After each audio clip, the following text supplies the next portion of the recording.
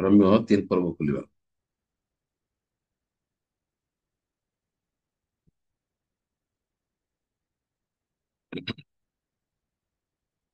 ନବଦ। ତେବେ କଣ ଆମମାନେ କି ଅନ୍ୟମାନଙ୍କ ଠାରୁ ଶ୍ରେଷ୍ଠ? ତାହା ନା କୌଣସି ପ୍ରକାର ନୁହେଁ, କାରଣ ଜିହୁଦୀ ଓ ଗ୍ରୀକ ସମସ୍ତେ ଯେ ପାପର ଅଧୀନ। ଆମେମାନେ ପୂର୍ବରେ ଉଭୟଙ୍କ ବିରୁଦ୍ଧରେ ଏହି ଅଭିଯୋଗ କରିଅଛୁ। ଯେପରି ଲେଖା ଅଛି, ଧାର୍ମିକ କେହି ନାହିଁ, ନା ଜଣେ ସୁଦ୍ଧା ନାହିଁ। ଯେ ବୁଝେ ଏପରି କେହି ନାହିଁ, ଯେ ଈଶ୍ୱରଙ୍କୁ ଅନୁସରଣ କରେ ଏପରି ଜଣେ ନାହିଁ। ସେମାନେ ସମସ୍ତେ ବିପଥରେ ଯାଇଅଛନ୍ତି, ଏକ ସାଙ୍ଗରେ ଅକର୍ମଣ୍ୟ ହୋଇ ଅଛନ୍ତି। ଯେ ସତ୍କର୍ମ କରେ ଏପରି କେହି ନାହିଁ, ନା ଜଣେ ଏପରି ଜଣେ ହେଲେ ନାହିଁ। ସେମାନଙ୍କ କଣ୍ଠ ଉନ୍ମୁକ୍ତ ସମାଧି, ସେମାନେ ଆପଣା ଆପଣା ଜିହ୍ୱାରେ ଛଳନା କରିଅଛନ୍ତି। ସେମାନଙ୍କ ଓଷ୍ଠ ତଳେ କାଳସର୍ପର ବିଷ ଅଛି। ସେମାନଙ୍କ ମୁଖ ଅଭିଶାପ ଓ କଟୁକତାରେ ପୂର୍ଣ୍ଣ। ସେମାନଙ୍କ ପାଦ ରକ୍ତପାତ କରିବାକୁ ଦ୍ରୁତଗାମୀ। ସେମାନଙ୍କ ପଥରେ ବିନାଶ ଓ କ୍ଲେଶ, ପୁଣି ଶାନ୍ତିର ପଥ ସେମାନେ ଜାଣନ୍ତି ନାହିଁ। ଈଶ୍ୱରଙ୍କ ଭୟ ସେମାନଙ୍କ ଆଖି ଆଗରେ ନଥାଏ। ଆଉ ଆମେମାନେ ତ ଜାଣୁ ଯେ ବ୍ୟବସ୍ଥା ଯାହା ଯାହା କୁହେ, ସେଇ ସବୁ ବ୍ୟବସ୍ଥା ଦିନ ଲୋକମାନଙ୍କୁ କୁହେ। ଯେପରି ପ୍ରତ୍ୟେକ ମୁଖ ବନ୍ଦ କରାଯିବ ଓ ସମସ୍ତ ଜଗତ ଈଶ୍ୱରଙ୍କ ବିଚାରରେ ଦଣ୍ଡନୀୟ ହେବ। କାରଣ ବ୍ୟବସ୍ଥାର କ୍ରିୟାକର୍ମ ଦ୍ୱାରା କୌଣସି ପ୍ରାଣୀ ତାହାଙ୍କ ସାଙ୍ଗରେ ଧାର୍ମିକ ଗଣିତ ହେବ ନାହିଁ, ଯେହେତୁ ବ୍ୟବସ୍ଥା ଦ୍ୱାରା ପାପର ଜ୍ଞାନ ଜନ୍ମେ। କିନ୍ତୁ ଏବେ ବ୍ୟବସ୍ଥା ବ୍ୟତୀତ ଈଶ୍ୱରଙ୍କ ଧାର୍ମିକତା ପ୍ରକାଶିତ ହୋଇଅଛି, ଆଉ ତାହା ବିଷୟରେ ବ୍ୟବସ୍ଥା ଓ ଭାବବାଦୀ ମାନଙ୍କ ଧର୍ମଶାସ୍ତ୍ର ସାକ୍ଷ୍ୟ ଦେଉଛି। ଅର୍ଥାତ୍ ଈଶ୍ୱରଙ୍କ ଯେଉଁ ଧାର୍ମିକତା ଯୀଶୁ ଖ୍ରୀଷ୍ଟଙ୍କ ଠାରେ ବିଶ୍ୱାସ କରିବା ଦ୍ୱାରା ସମସ୍ତ ବିଶ୍ୱାସୀଙ୍କ ପ୍ରତି ବର୍ତ୍ତେ, କାରଣ କୌଣସି ପ୍ରଭେଦ ନାହିଁ। ସମସ୍ତେ ତ ପାପ କରିଅଛନ୍ତି, ପୁଣି ଈଶ୍ୱରଙ୍କୁ ଗୌରବାନ୍ୱିତ ହୋଇଅଛନ୍ତି। ପୁଣି ସେମାନେ ବିନା ମୂଲ୍ୟରେ ତାହାଙ୍କ ଅନୁଗ୍ରହରେ ଖ୍ରୀଷ୍ଟ ଯୀଶୁଙ୍କ ଠାରୁ ଯେଉଁ ମୁକ୍ତି ଅଛି, ତଦ୍ୱାରା ଧାର୍ମିକ ଗଣିତ କୁହନ୍ତି। ଈଶ୍ୱର ଆପଣା ସହିଷ୍ଣୁତାରେ ପୂର୍ବକୃତ ପାପ ସବୁ ଅପେକ୍ଷା କରିଥିବାରୁ ନିଜ ଧାର୍ମିକତା ପ୍ରକାଶ କରିବା ନିମନ୍ତେ ତାହାଙ୍କୁ ତାହାଙ୍କ ରକ୍ତରେ ବିଶ୍ୱାସ ଦ୍ୱାରା ପ୍ରାୟଶ୍ଚିତ ବଳି ରୂପେ ପ୍ରଦର୍ଶନ କରିଅଛନ୍ତି। ପୁଣି ବର୍ତ୍ତମାନ କାଳରେ ଆପଣା ଧାର୍ମିକତା ପ୍ରକାଶ କରିବା ନିମନ୍ତେ ସେ ଏହା କରିଅଛନ୍ତି। ଯେପରି ସେ ସ୍ୱୟଂ ଧାର୍ମିକ ଓ ଯୀଶୁଙ୍କ ଠାରେ ବିଶ୍ୱାସୀକୁ ଧାର୍ମିକ ଗଣନାକାରୀ ବୋଲି ପ୍ରକାଶିତ ହୁଅନ୍ତି। ତେବେ ଗୌରବ କେଉଁଠାରେ? ତାହା ଦୂରୀକୃତ ହେଲା କି ପ୍ରକାର ବ୍ୟବସ୍ଥା ଦ୍ୱାରା? କଣ କ୍ରିୟାକର୍ମର ବ୍ୟବସ୍ଥା ଦ୍ୱାରା, ନା ବିଶ୍ୱାସର ବ୍ୟବସ୍ଥା ଦ୍ୱାରା? ତେବେ ଆମମାନଙ୍କ ମୀମାଂସା ଏହି, ମନୁଷ୍ୟ ବ୍ୟବସ୍ଥାର କ୍ରିୟାକର୍ମ ବ୍ୟତୀତ ବିଶ୍ୱାସ ଦ୍ୱାରା ଧାର୍ମିକ ଗଣିତ ହୁଏ।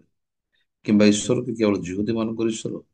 ସେ କି ବିଜାତି ମାନଙ୍କର ମଧ୍ୟ ଈଶ୍ୱର ନୁହନ୍ତି? ହଁ, ବିଜାତି ମାନଙ୍କର ମଧ୍ୟ। କାରଣ ଈଶ୍ୱର ତ ଏକ, ଆଉ ସେ ବିଶ୍ୱାସ ହେତୁ ସୁନ୍ନତିକୁ ଓ ବିଶ୍ୱାସ ଦ୍ୱାରା ଅସୁନ୍ନତିକୁ ଧାର୍ମିକ ଗଣିବେ। ତେବେ ଆମମାନେ କି ବିଶ୍ୱାସ ଦ୍ୱାରା ବ୍ୟବସ୍ଥାକୁ ଲୋପ କରୁଅଛୁ? ତାହା କେବେ ନ ହଉ, ବରଂ ଆମେମାନେ ବ୍ୟବସ୍ଥାକୁ ସଂସ୍ଥାପନ କରୁଅଛୁ।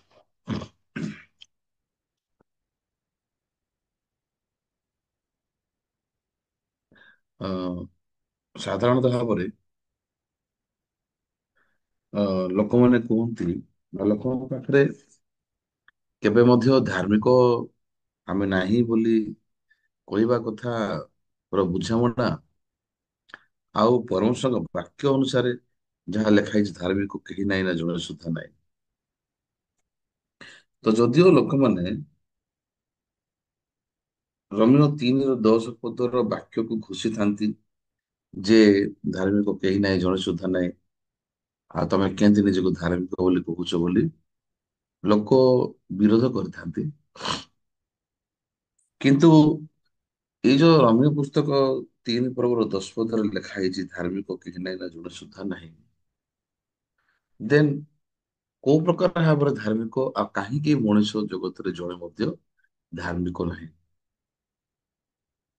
ତାହା ସ୍ପଷ୍ଟ ଭାବରେ ପରମେଶ୍ୱର ଆମମାନଙ୍କୁ ବ୍ୟାଖ୍ୟା କରୁଛନ୍ତି ଏଇ 3 ପର୍ବର 9 ପଦରୁ ଶେଷ ପଦ ପର୍ଯ୍ୟନ୍ତ। ତ ସେଠି ଦୁଇ ପ୍ରକାର ଭାବରେ ଲୋକମାନଙ୍କର ବୁଝାମଣା ଥାଏ ଯେ ମନୁଷ୍ୟ କାହିଁକି ଧାର୍ମିକ ନାହିଁ। କାରଣ ମଣିଷ ପାପ କାମ କରୁଛି, ମଣିଷ ମନ୍ଦ ଭାବରେ ବଞ୍ଚୁଛି, ଆଉ ପରମେଶ୍ୱରଙ୍କର ସାମ୍ନାରେ ସେ ବହୁତ ଭୁଲ ଭାବରେ ବଞ୍ଚୁଛି। ତ ଅନେକ ବିଷୟକୁ ନେଇକି ମଣିଷର ବୁଝାମଣା ଅନୁସାରେ ସେମାନେ କହିଥାନ୍ତି ଆମେ ଧାର୍ମିକ କେବେ ମଧ୍ୟ ନହୁଁ।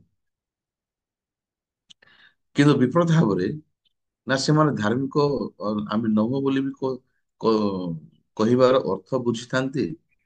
ତା ସହିତ କେମିତି ଆମେ ଧାର୍ମିକ ହେବା, ତାହେଲେ ତାର ମଧ୍ୟ ସେଠି କୌଣସି ସ୍ପଷ୍ଟ ରାସ୍ତା ବା ଜ୍ଞାନ ବୁଦ୍ଧି ତାଙ୍କ ପାଖରେ ନଥିବା ଯୋଗୁଁ ସେମାନେ ସେଇ ପ୍ରକାର ଅନସଲ୍ଭ ବିନା ସମାଧାନରେ ତାଙ୍କର ଜୀବନକୁ ସେମାନେ ଭୁଲ ଚିନ୍ତାରେ ବିତେଇଥାନ୍ତି। ତ ରୋମିଓ 3 ପର୍ବର ଯୋଉ ବାକ୍ୟ ଏଠି ଲେଖା ହେଇଛି, ଗୋଟେ ପରେ ଗୋଟେ ପରେ ଗୋଟେ ପରମେଶ୍ୱର ପ୍ରାଞ୍ଜଳ ଭାବରେ ଆମକୁ ବୁଝଉଛନ୍ତି ଯେ କାହିଁକି ଜଗତରେ କେହି ବି ଧାର୍ମିକ ନାହାନ୍ତି। କାରଣ ଆରମ୍ଭରେ ଯୋଉ ସମୟରେ ଆମର ଦେଖୁଛୁ ଆଦି 3 ପର୍ବରେ ଯେ ମନୁଷ୍ୟ ଶତ ଶତ ବୃକ୍ଷର ଫଳ ଖାଇଲା ପରେ ମନୁଷ୍ୟ ପରମେଶ୍ୱର ଠାରୁ ବିଚ୍ଛିନ୍ନ ହେଇଗଲା। ତ ମଣିଷର ରିଆଲିଟି, ମଣିଷ ଭିତରେ ଯୋଉ ଅ ପାପ ଲୁଚିକି ଥିଲା ସେ ବିଷୟକୁ ପରମେଶ୍ୱର ଏଇଠି ଦେଖଉଛନ୍ତି ଯେ ମଣିଷର ପ୍ରକୃତରେ ମଣିଷର ଛବି କଣ। ସେଥିପାଇଁ ଏଇଠି ତଳେ ଗୋଟେ ପରେ ଗୋଟେ ପଟେ ଲେଖା ହେଇଛି ଯେ ମଣିଷ ଅଲରେଡି ପରମେଶ୍ୱରଙ୍କର ଠାରୁ ବିଚ୍ଛିନ୍ନ ହେବା ଯୋଗୁ ମଣିଷ ପାପରେ ବଞ୍ଚୁଛି। ଏଥିରେ ଯୋଉ ସମୟରେ ଆଦି ପୁସ୍ତକରେ ଆମେ ଦେଖୁଛୁ ଯେ ପରମେଶ୍ୱରଙ୍କ ଠାରୁ ବିଚ୍ଛିନ୍ନ ହେଲା ପରେ ଆଦମ ହବା ସେମାନଙ୍କର ହୃଦୟ ଭିତରେ ସେମାନେ ବିଶ୍ୱାସକୁ ହରେଇଲେ। ଆଉ ସେମାନଙ୍କର ମନରେ ସେମାନେ ପରମେଶ୍ୱରଙ୍କ ଆଡକୁ ସେମାନଙ୍କର କୌଣସି ଆଉ ଯୋଗାଯୋଗ କି ତାଙ୍କ ପାଖରେ କୌଣସି ହୃଦୟର ପ୍ରବାହିତର ଦୁନିଆକୁ ସେମାନେ ହରେଇଲେ। ସେଥିପାଇଁ ଯୋଉ ସମୟରେ ପରମେଶ୍ୱର ପଚାରୁଛନ୍ତି ତ ସେଇ ସମୟରେ ସେମାନେ ଈଶ୍ୱରଙ୍କର ହୃଦୟ ଦ୍ଵାରା ପ୍ରଭାବିତ ହେଇକି ସେମାନେ କଥା ହେଲା ପରିବର୍ତ୍ତେ ସେମାନେ ଶୈତାନର ସ୍ୱର ଶୁଣିକି ଉତ୍ତର ଦଉଛନ୍ତି। ସେଥିରେ କାହିଁକି ଏ ଜାଗାରେ ଏମିତି ଲେଖା ହେଇଛି ସେମାନଙ୍କ ମୁଖ ଅଭିଶାପ ଓ କଟୁକତାରେ ପୂର୍ଣ୍ଣ। ଆଉ ସେଠି ଲେଖା ହେଇଛି ସେମାନଙ୍କ ପାଦ ରକ୍ତପାତ କରିବାକୁ ଦ୍ରୁତଗାମୀ। ମଣିଷ ଆମମାନେ ଆମ ଜୀବନରେ ସେ ଦୁଇଟା ଭାଗକୁ ପରମେଶ୍ୱର ଆମମାନଙ୍କୁ ଆବିଷ୍କାର କରିବା ପାଇଁ ଆମ ଜୀବନରେ କାମ କରିଥାନ୍ତି। ତ ପାଉଲ ଯେପରି ବାଇବଲରେ ରୋମୀୟ ପୁସ୍ତକ 7 ପର୍ବରେ ଆବିଷ୍କାର କରୁଛନ୍ତି, ସେ ବହୁତ ଚେଷ୍ଟା କରୁଛନ୍ତି ଆଉ ବହୁତ ନିଷ୍ପତ୍ତି ନେଇଥିବେ। ଆଉ ସେ କଣ ବୋଲି କହୁଛନ୍ତି ଯେ ମୁଁ ଟିକେ ଦେଖିବା ରୋମୀୟ 7 ପର୍ବ ସ୍ୱତନ୍ତ୍ର ଭାବରେ ସେ କଣ କହୁଛନ୍ତି ଜାଗାରେ 15 ପଦ, କାରଣ ମୁଁ ଯାହା କରେ ତାହା ଜାଣେ ନାହିଁ। ଦେନ୍ ଆଜି ଏଠି ଏଇ ବାକ୍ୟ ଲେଖା ହେଇଛି ମୁଁ ଯାହା କରେ ତାହା ଜାଣେ ନାହିଁ। ତା ମଣିଷ ହଉଛି ଗୋଟେ ଲୋକ ଯିଏ କି ଯାହା କରୁଛି ସେ ନ ଜାଣିକିରି କରୁଛି। ଯଦି ଯାହା ମୁଁ କରେ ତାହା ଜାଣେ ନାହିଁ, ଯେଣେ ମୁଁ ଯାହା ଇଚ୍ଛା କରେ ତାହା କରେ ନାହିଁ।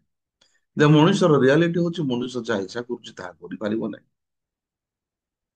ବରଂ ଯାହା ମୁଁ ଘୃଣା କରେ ତାହା ହିଁ କରୁଛି। ତେଣୁ 15 ପଦର ବାକ୍ୟକୁ ଯଦି ଆମେ ଧ୍ୟାନ ସହକାରେ ଶୁଣିବା, ଏ 15 ପଦର ବାକ୍ୟ ମୋ ଜୀବନରେ ମଧ୍ୟ ମୁଁ ପ୍ରାକ୍ଟିକାଲି ଦେଖିକି ଆସୁଅଛି। ତ ଯୋଉ ବିଷୟ ମତେ ଇଚ୍ଛା ନାହିଁ କରିବା ପାଇଁ ମୁଁ ତାହା କରିଛି। ଯୋଉ ବିଷୟ ମତେ ଘୃଣା ଲାଗୁଛି ନ କରିବା, ଦେନ୍ ହଁ ମୁଁ ଭାବୁଛି ଏଇଟା କଲେ ମତେ ଭଲ ଲାଗିବ କି ସେଇଟା କଲେ ମତେ ଭଲ ଲାଗିବ ନାହିଁ। ତାହେଲେ ମନୁଷ୍ୟ ଯାହା ଇଚ୍ଛା କରୁଛି କରିବା ପାଇଁ ତାହା ସକ୍ଷମ ନାହିଁ। ଏଇଟା ହଉଛି ସ୍ପଷ୍ଟ ଭାବରେ ପ୍ରଭୁ ଏଇଟା ଦେଖୁଛନ୍ତି। ଆଉ ମଣିଷ ଯୋଉ ମନ୍ଦ କରିବା ପାଇଁ ଚାହୁଁନାହିଁ ଫିର ବି ସେ ମନ୍ଦ କରୁଛି।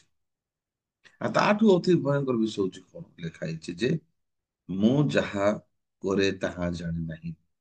ତାହେଲେ ସେଇଠି ଗୋଟେ ମଣିଷ ଯାହାକି ଯାହା ବି କରୁଛି ସେ ଜାଣୁନି, ତାହେଲେ ସେ ପ୍ରକୃତିରେ ସେ କୋଉ ରାସ୍ତାରେ ଯାଉଛି, ତାହେଲେ ଆଉ ସେ ତାର କଣ ଅବସ୍ଥା ହବ ଏ ବିଷୟ ତାର ଜୀବନରେ ଯଦି ତାର ସମାଧାନ ସେ ପାଇବ ନାହିଁ, ତାହେଲେ ନ ଜାଣିବା ବିଷୟ ଗୁଡାକ ହିଁ ସେ କରିବ, ନ ବୁଝିବା ବିଷୟ ଗୁଡାକ କରିବ, ଆଉ ସେ କେବଳ ଶେଷରେ ଧ୍ୱଂସ ହେଇଯିବ। ଦେନ୍ ଏଇ ଜାଗାରେ ବେଶୀ ଗୁରୁତ୍ୱପୂର୍ଣ୍ଣ ବିଷୟ ଯେ ମୁଁ ଯାହା କରୁଛି ତାହା ଜାଣୁନାହିଁ। 16 ପଦରେ କିନ୍ତୁ ଯାହା ମୁଁ ଇଚ୍ଛା କରେ ନାହିଁ ତାହା ହିଁ କରେ, ତେବେ ବ୍ୟବସ୍ଥା ଯେ ଉତ୍ତମ ତାହା ମୁଁ ସ୍ୱୀକାର କରେ। ହଁ, ବ୍ୟବସ୍ଥା ଯେ ଉତ୍ତମ ବୋଲି କହିବା ଲୋକ ଅର୍ଥ ହଉଛି ସେମାନେ ଜାଣିଛନ୍ତି ଲୋକମାନେ ଚର୍ଚ୍ଚ ଯିବାଟା ଭଲ, ବାଇବଲ ପଢିବାଟା ଭଲ, ପ୍ରାର୍ଥନା କରିବାଟା ଭଲ, କାନ୍ଦି କାନ୍ଦି ଉପବାସ କରିକି ପ୍ରଭୁଙ୍କ ସାମନେ ପାପ କ୍ଷମା ମାଗିବା ଆ, ଦରକାର। ତ ବ୍ୟବସ୍ଥା ହଉଛି ବ୍ୟବସ୍ଥା ଉତ୍ତମ ଆମେ ଜାଣିଛୁ। ବ୍ୟବସ୍ଥା ଉତ୍ତମ ଭାବରେ ଜାଣିବା ଅନୁସାରେ ଲୋକ ସବୁ ଖ୍ରୀଷ୍ଟାନ ଲୋକମାନେ ଭାବୁଛନ୍ତି ଆମେ ଖ୍ରୀଷ୍ଟାନ ଆଉ ସମସ୍ତ ଖ୍ରୀଷ୍ଟାନିଟିର ବ୍ୟବହାରକୁ ସେମାନେ ଆକ୍ଟିଭିଟିଜକୁ ସେମାନେ କରିଥାନ୍ତି। କିନ୍ତୁ ସେମାନଙ୍କର ହୃଦୟ ଭିତରେ କୋଉ ଦୁନିଆ ଚାଲିଛି ସେମାନେ ଯାହା କରୁଛନ୍ତି ସେମାନେ ଜାଣୁନାହାନ୍ତି, ଆଉ ଯାହା ଇଚ୍ଛା କରୁଛନ୍ତି ତାହା କରିପାରୁନାହାନ୍ତି, ଆଉ ଯାହା ଘୃଣା କରୁଛନ୍ତି, ଘୃଣା ବିଷୟ ଗୁଡାକ ହିଁ କରୁଛନ୍ତି। ତ ସେଥିପାଇଁ 18 ପଦରେ ଯଦି ଆମେ ଦେଖିବା, କାରଣ ମୋ ଠାରେ ଅର୍ଥାତ୍ ମୋ ଶରୀରରେ ଯେ କୌଣସି ଉତ୍ତମ ବିଷୟ ବାସ କରେ ନାହିଁ ଏହା ମୁଁ ଜାଣେ। ଯେଣୁ ମୁଁ ଇଚ୍ଛା କରିପାରୁଅଛି କିନ୍ତୁ ଯାହା ଉତ୍ତମ ତାହା କରିବା ନିମନ୍ତେ ମୋର ସାମର୍ଥ୍ୟ ନାହିଁ। ହଁ, ତାର ଅର୍ଥ ମଣିଷ ଅଜାଣତ ଭାବରେ, ମଣିଷ ଜାଣି ପାରୁନାହିଁ ଯେ ସେ କଣ କରୁଛି। ଖାଲି ସାମାନ୍ୟ କେତେଟା ବିଷୟ, କେତେଟା ବିଷୟ ଦ୍ଵାରା ସେ ଭାବୁଛି ହଁ ମୁଁ ଏଇଟା ପାପ କଲି, ମିଛ କଲି, କି ଚୋରି କଲି, କି ମୁଁ ତାକୁ ରାଗିଲି କଲି।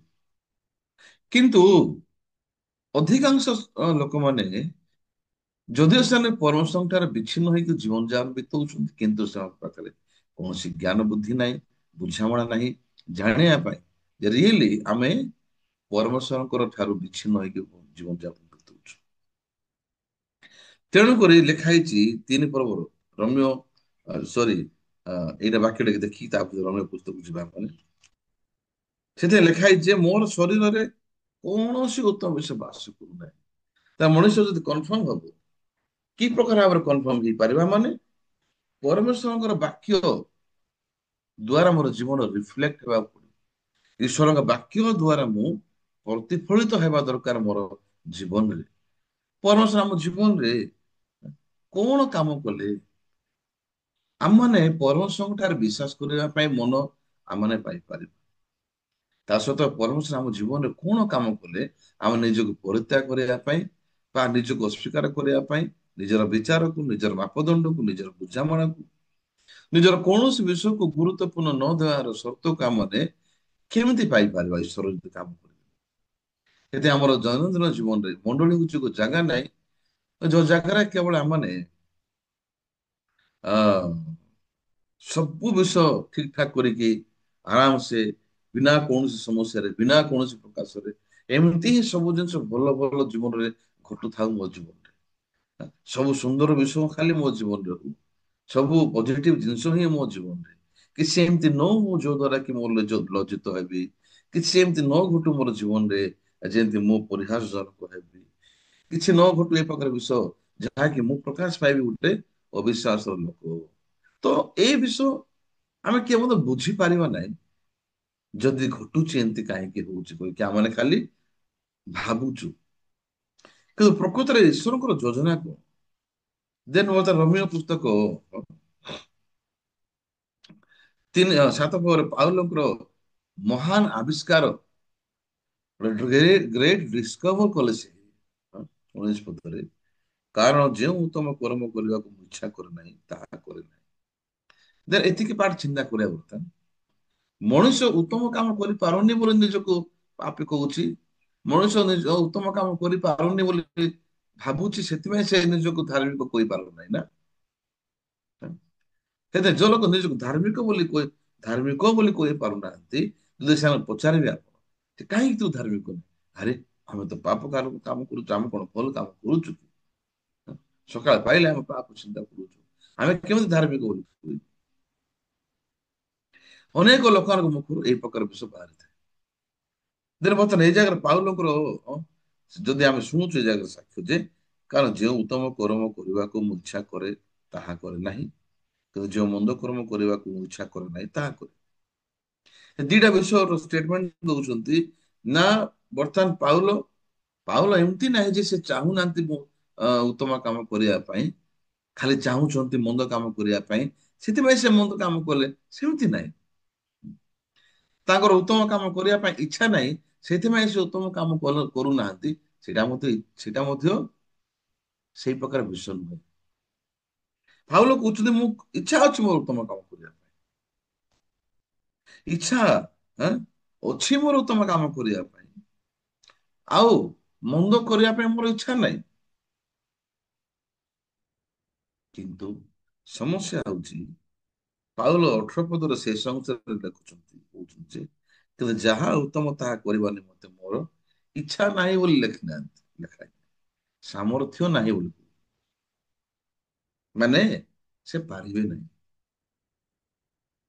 ହେଲେ ସ୍ପଷ୍ଟ ଭାବରେ ପାଉଲଙ୍କ ଭିତରେ ଆବିଷ୍କାର ସେ କଲେ ଯେ 20 ପଦରେ, କିନ୍ତୁ ଯାହା ମୁଁ ଇଚ୍ଛା କରେ ନାହିଁ ତାହା ଯଦି କରେ, ତେବେ ମୁଁ ନିଜେ ତାହା ଆଉ କରେ ନାହିଁ, ମାତ୍ର ମୁଁ ଠାରେ ବାସ କରୁଥିବା ପାପ ତାହା। ହଁ, ବର୍ତ୍ତମାନ କ୍ଲିୟରଲି ପାଉଲ ଆବିଷ୍କାର କରୁଛନ୍ତି ଯେ ଯୋଉ ଜିନିଷ ମୁଁ ଚାହିଁକି କରିପାରୁନାହିଁ, ଯଦିଓ ସେଟା ଉତ୍ତମ କାମ, ଆଉ ଯଦିଓ ଯୋଉ ଜିନିଷ ମୁଁ ଚାହୁଁନି କରିବା ପାଇଁ, ଯୋଉଟା କି ମନ୍ଦ କାମ, ହଁ, then ମୋର ଚାହିଁବା କି ନ ଚାହିଁବା ଠୁ ଅଧିକ ଗୁରୁତ୍ୱପୂର୍ଣ୍ଣ ବିଷୟ ହଉଛି ଯେ କାହିଁକି ମୁଁ ଏ ପ୍ରକାର ବିଷୟ କରିବା ପାଇଁ ବାଧ୍ୟ ହଉଛି। ସେଥିପାଇଁ ପାଉଲ କହୁଛନ୍ତି ଯେ ଏବେ ମୁଁ ତାହା ଆଉ କରୁନାହିଁ, କିନ୍ତୁ ମୋ ଠାରେ ବାସ କରୁଥିବା ପାପ ତାହା କରେ। 21 ପଦରେ ସେ କହୁଛନ୍ତି ଅତ ଉତ୍ତମ କରିବାକୁ ଇଚ୍ଛୁକ ଯେ ମୁଁ, ଇଚ୍ଛା ଅଛି ମୋର ଉତ୍ତମ କାମ କରିବା, ଇଚ୍ଛା ଅଛି ଭଲରେ ବଞ୍ଚିବା ପାଇଁ, କିନ୍ତୁ ସେ କଣ କହୁଛନ୍ତି 21 ପଦରେ, ଅତএବ ଉତ୍ତମ କର୍ମ କରିବାକୁ ଇଚ୍ଛୁକ ଯେ ମୁଁ, ମୋ ନିକଟରେ ଯେ ମନ୍ଦ ଉପସ୍ଥିତ ଏହି ବ୍ୟବସ୍ଥା ମୁଁ ଦେଖଉଛି। ସେ ଚାହୁଁଛନ୍ତି କିନ୍ତୁ ପାରୁନାହାନ୍ତି, ପାରିଲେ ନାହିଁ ଲେଖା। କାହିଁକି? ତାଙ୍କ ନିକଟରେ ମନ୍ଦ ଉପସ୍ଥିତ। ଏତେ ରମ୍ୟ ପୁସ୍ତକ 3 ପର୍ବର 10 ପଦରେ ଲେଖା ହେଇଛି ଯେ ଧାର୍ମିକ ଜଗତରେ କିଏ ନାହିଁ, ଜଣେ ସୁଦ୍ଧା ନାହିଁ। କାହିଁକି ନାହିଁ? କାରଣ ଏଇଟା ଗୋଟେ ବିଷୟ ନାହିଁ ଯେ ମଣିଷ ଇଚ୍ଛା କରୁଛି ପାପ କରିବା ପାଇଁ, ସେଥିପାଇଁ ସେ ପାପମୟ, କି ମଣିଷ ଚେଷ୍ଟା କରିନାହିଁ ପାପ ନ କରିବା ପାଇଁ, ସେଥିପାଇଁ ସେ ପାପମୟ ଜୀବନ ବିତଉଛି, ସେମିତି ନୁହେଁ। ପାଉଲଙ୍କର ବାକ୍ୟ ଯେହେତୁ ଆମେ ଏ ଜାଗାରେ ସାକ୍ଷ୍ୟ ଦେଖୁଛୁ, ସ୍ପଷ୍ଟ ଭାବରେ ପାଉଲ କହିଲେ ଯେ ମୋ ସାମ୍ନାରେ ମନ୍ଦ ଉପସ୍ଥିତ, ଆଉ ମୁଁ ସକ୍ଷମ ନାହିଁ ଉତ୍ତମ କାମ କରିବା ପାଇଁ। ହେଲେ ଏଇଟାର ଅର୍ଥ ଏମିତି ନୁହେଁ ଯେ ମଣିଷ ପାପ କରୁଛି ସେଥିପାଇଁ ସେ ନିଜକୁ ପାପୀ ବୋଲି ଆକ୍ଷେପ କରୁଛି। ଯଦିଓ ମଣିଷ ପାପୀ, ସେଟା ମଧ୍ୟ ସେ କହୁଛନ୍ତି ପାଉଲ ଯେପରି ଯେ ମୁଁ ଆଉ ତାହା କରୁନାହିଁ, ମୋଠାରେ ବାସ କରୁଥିବା ପାପ ତାହା କରୁଛି। ହେଲେ ଜଗତକୁ କଣ ହେଲା? ଜଗତ ପାଇଁ ପରମେଶ୍ୱର ଚିନ୍ତା କଲେ, ଜଗତକୁ ଉଦ୍ଧାର କରିବା ପାଇଁ ପରମେଶ୍ୱର କଣ ଚିନ୍ତା କଲେ? ଯେ ଜଗତର ଲୋକମାନଙ୍କୁ ଉଦ୍ଧାର କରିବା ପାଇଁ ମଣିଷ ନିଜେ ସକ୍ଷମ ନାହିଁ।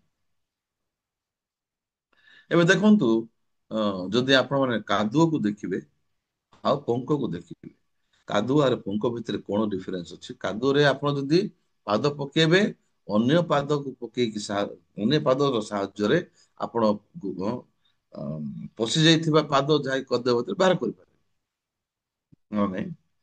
କିନ୍ତୁ ପଙ୍କରେ ଯଦି ଥରେ ଯଦି ଗୋଡ ପଶିଗଲା, ତାହେଲେ ଯେତେ ଚେଷ୍ଟା କଲେ ମଧ୍ୟ ପାଦ ପକେଇଲେ ଆଉ ଗୋଟେ ପାଦ ସେଟା ପୋଡିଯିବ, ତଳକୁ ତଳକୁ ଯିବ। ହେଲେ ପଙ୍କ ଭିତରେ ଯେ ବୁଡି ଯାଇଛି, ତାକୁ ଜଣେ ଅନ୍ୟ ଜଣେ ଉଦ୍ଧାର ନ କଲେ, ବାହାର ନ କଲେ, ସେ ବହୁତ କଷ୍ଟ ତାକୁ ବାହାରିବା। ଠିକ ସେମିତି ଯୋଉ ଲୋକମାନେ ପାପରେ ବୁଡି ଯାଇଛନ୍ତି, ସେମାନେ କେବେ ମଧ୍ୟ ନିଜ ଠାରୁ ବାହାରି ଆସିପାରିବେ ନାହିଁ। ହେଲେ ପାଉଲ କଣ ବୋଲି ସେ କହୁଛନ୍ତି? ପାଉଲ କହୁଛନ୍ତି 7 ପର୍ବର 24 ପଦରେ, ହାୟ ଦୁର୍ଭାଗ୍ୟ ମନୁଷ୍ୟ ଯେ ମୁଁ, ମତେ ଏହି ମୃତ୍ୟୁର ଶରୀରରୁ ଉଦ୍ଧାର କର। ସେଥିପାଇଁ ବର୍ତ୍ତମାନ ରୋମୀୟ 3 ପଦ 10 ପଦରୁ 19 ପଦ ଯାହା ଲେଖା ହେଇଛି ମଣିଷ ବିଷୟ, ହଁ, ବର୍ତ୍ତମାନ ରୋମୀୟ 7 ପର୍ବର 23 ପଦର ହଉଛି କନକ୍ଲୁଜନ। ହଁ, ସେମାନଙ୍କ ପାଦ ଦ୍ରୁତଗାମୀ, ସେମାନଙ୍କର ପଥରେ ବିନାଶ କ୍ଲେଶ ଅଛି, ଶାନ୍ତିର ପଥ ସେମାନେ ଜାଣନ୍ତି ନାହିଁ, ଈଶ୍ୱରଙ୍କ ଭୟ ତାଙ୍କ ପାଖରେ ନାହିଁ, ସେମାନେ ବ୍ୟବସ୍ଥାରେ ଯାହା ଲେଖେ ସେଟା କରନ୍ତି ନାହିଁ। ତ ଏ ସବୁ ଜିନିଷର କନକ୍ଲୁଜନ ଯଦି ଦେଖିବା, ତାହେଲେ ହଁ, ବର୍ତ୍ତମାନ ଏ 7 ପର୍ବର 24 ପଦରେ ଯୋଉ ଲେଖା ହେଇଛି, ହାୟ ଦୁର୍ଭାଗ୍ୟ ମନୁଷ୍ୟ ଯେ ମୁଁ, ମତେ ଏହି ମୃତ୍ୟୁର ଶରୀରରୁ କିଏ ଉଦ୍ଧାର କରିବ? ହେଲେ ଭଲରେ ଦେଖନ୍ତୁ ଏଠି ଭାଇ ଭଉଣୀ ମାନେ, 24 ପଦ, ହାୟ ଦୁର୍ଭାଗ୍ୟ ମନୁଷ୍ୟ ଯେ ମୁଁ, ମତେ, ବର୍ତ୍ତମାନ ପାଉଲ କହୁଛି ମତେ ମାନେ ମୁଁ ବୋଲି କହୁଛି, ମତେ ଏହି ମୃତ୍ୟୁର ଶରୀର, କଣ କହୁଛନ୍ତି? ଏହି ଯେ ମୃତ୍ୟୁର ଶରୀର। ହେଲେ ବର୍ତ୍ତମାନ ପାଉଲ ଯୋଉ କହୁଛନ୍ତି ବର୍ତ୍ତମାନ ମତେ, ଆଉ ଯୋଉ କହୁଛନ୍ତି ଏହି ମୃତ୍ୟୁର ଶରୀର, ତାଙ୍କ ଭିତରେ ଗୋଟେ ପ୍ରଭେଦ ଆସୁଛି। ଯେ ବର୍ତ୍ତମାନ ମତେ ବୋଲି କହିବାର ଯୋଉ ପାଉଲ, ଆଉ ଯୋଉ କହୁଛନ୍ତି ଏହି ମୃତ୍ୟୁର ଶରୀର, ସେଇଟା କେବେ ବି ସମାନ ନାହିଁ। ତାର ତ ପାଉଲ ଏ ମୃତ୍ୟୁର ଶରୀରକୁ ନିଜେ ବୋଲି ପାଇଲେ ନାହିଁ, ସେ ମୃତ୍ୟୁର ଶରୀରକୁ ସେ ପୃଥକୀକରଣ କରିକି ଦେଖିଲେ ଯେ ଏଇ ମୃତ୍ୟୁର ଶରୀର ମୋର ନାହିଁ।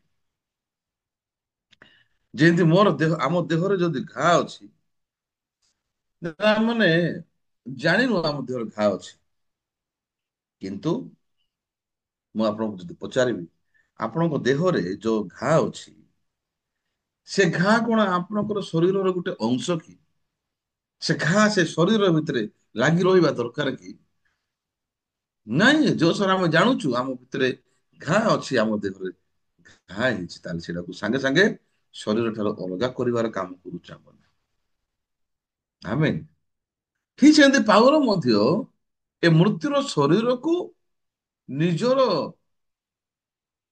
ଠାରୁ ପୃଥକ କରିବାର ଡିଷ୍ଟିଂସନ କୁ ପାଇଲେ। ସେଥିପାଇଁ ସେ ଆକ୍ଷେପ କରି କହୁଛନ୍ତି, ଆରେ ଏଇଟା ମୁଁ ନାହିଁ, ଏଇଟା ପାପର ଶରୀର, ମୃତ୍ୟୁର ଶରୀର, ମତେ କିଏ ଉଦ୍ଧାର କରିବ?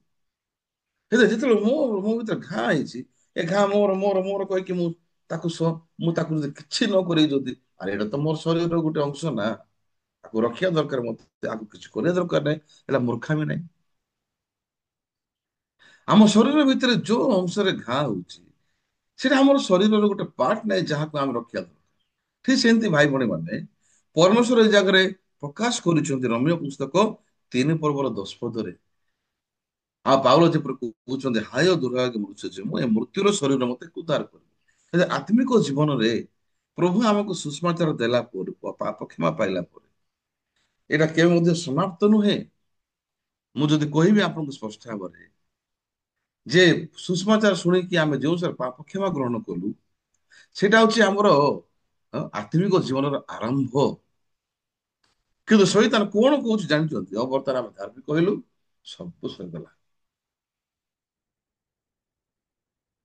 ମଣିଷ ଧାର୍ମିକ ହେଲା ପୂର୍ବରୁ ପାପୀ ଥିଲା। ପାପୀ ଥିବା ସମୟରେ ଯୋଉ ପାପର ଜୀବନ ବିତଉଛି ମନୁଷ୍ୟ, ସେ କେବେ ମଧ୍ୟ ସେ ପାପର ପ୍ରକୃତ ଅର୍ଥ ସେ ବୁଝିପାରିବ ନାହିଁ।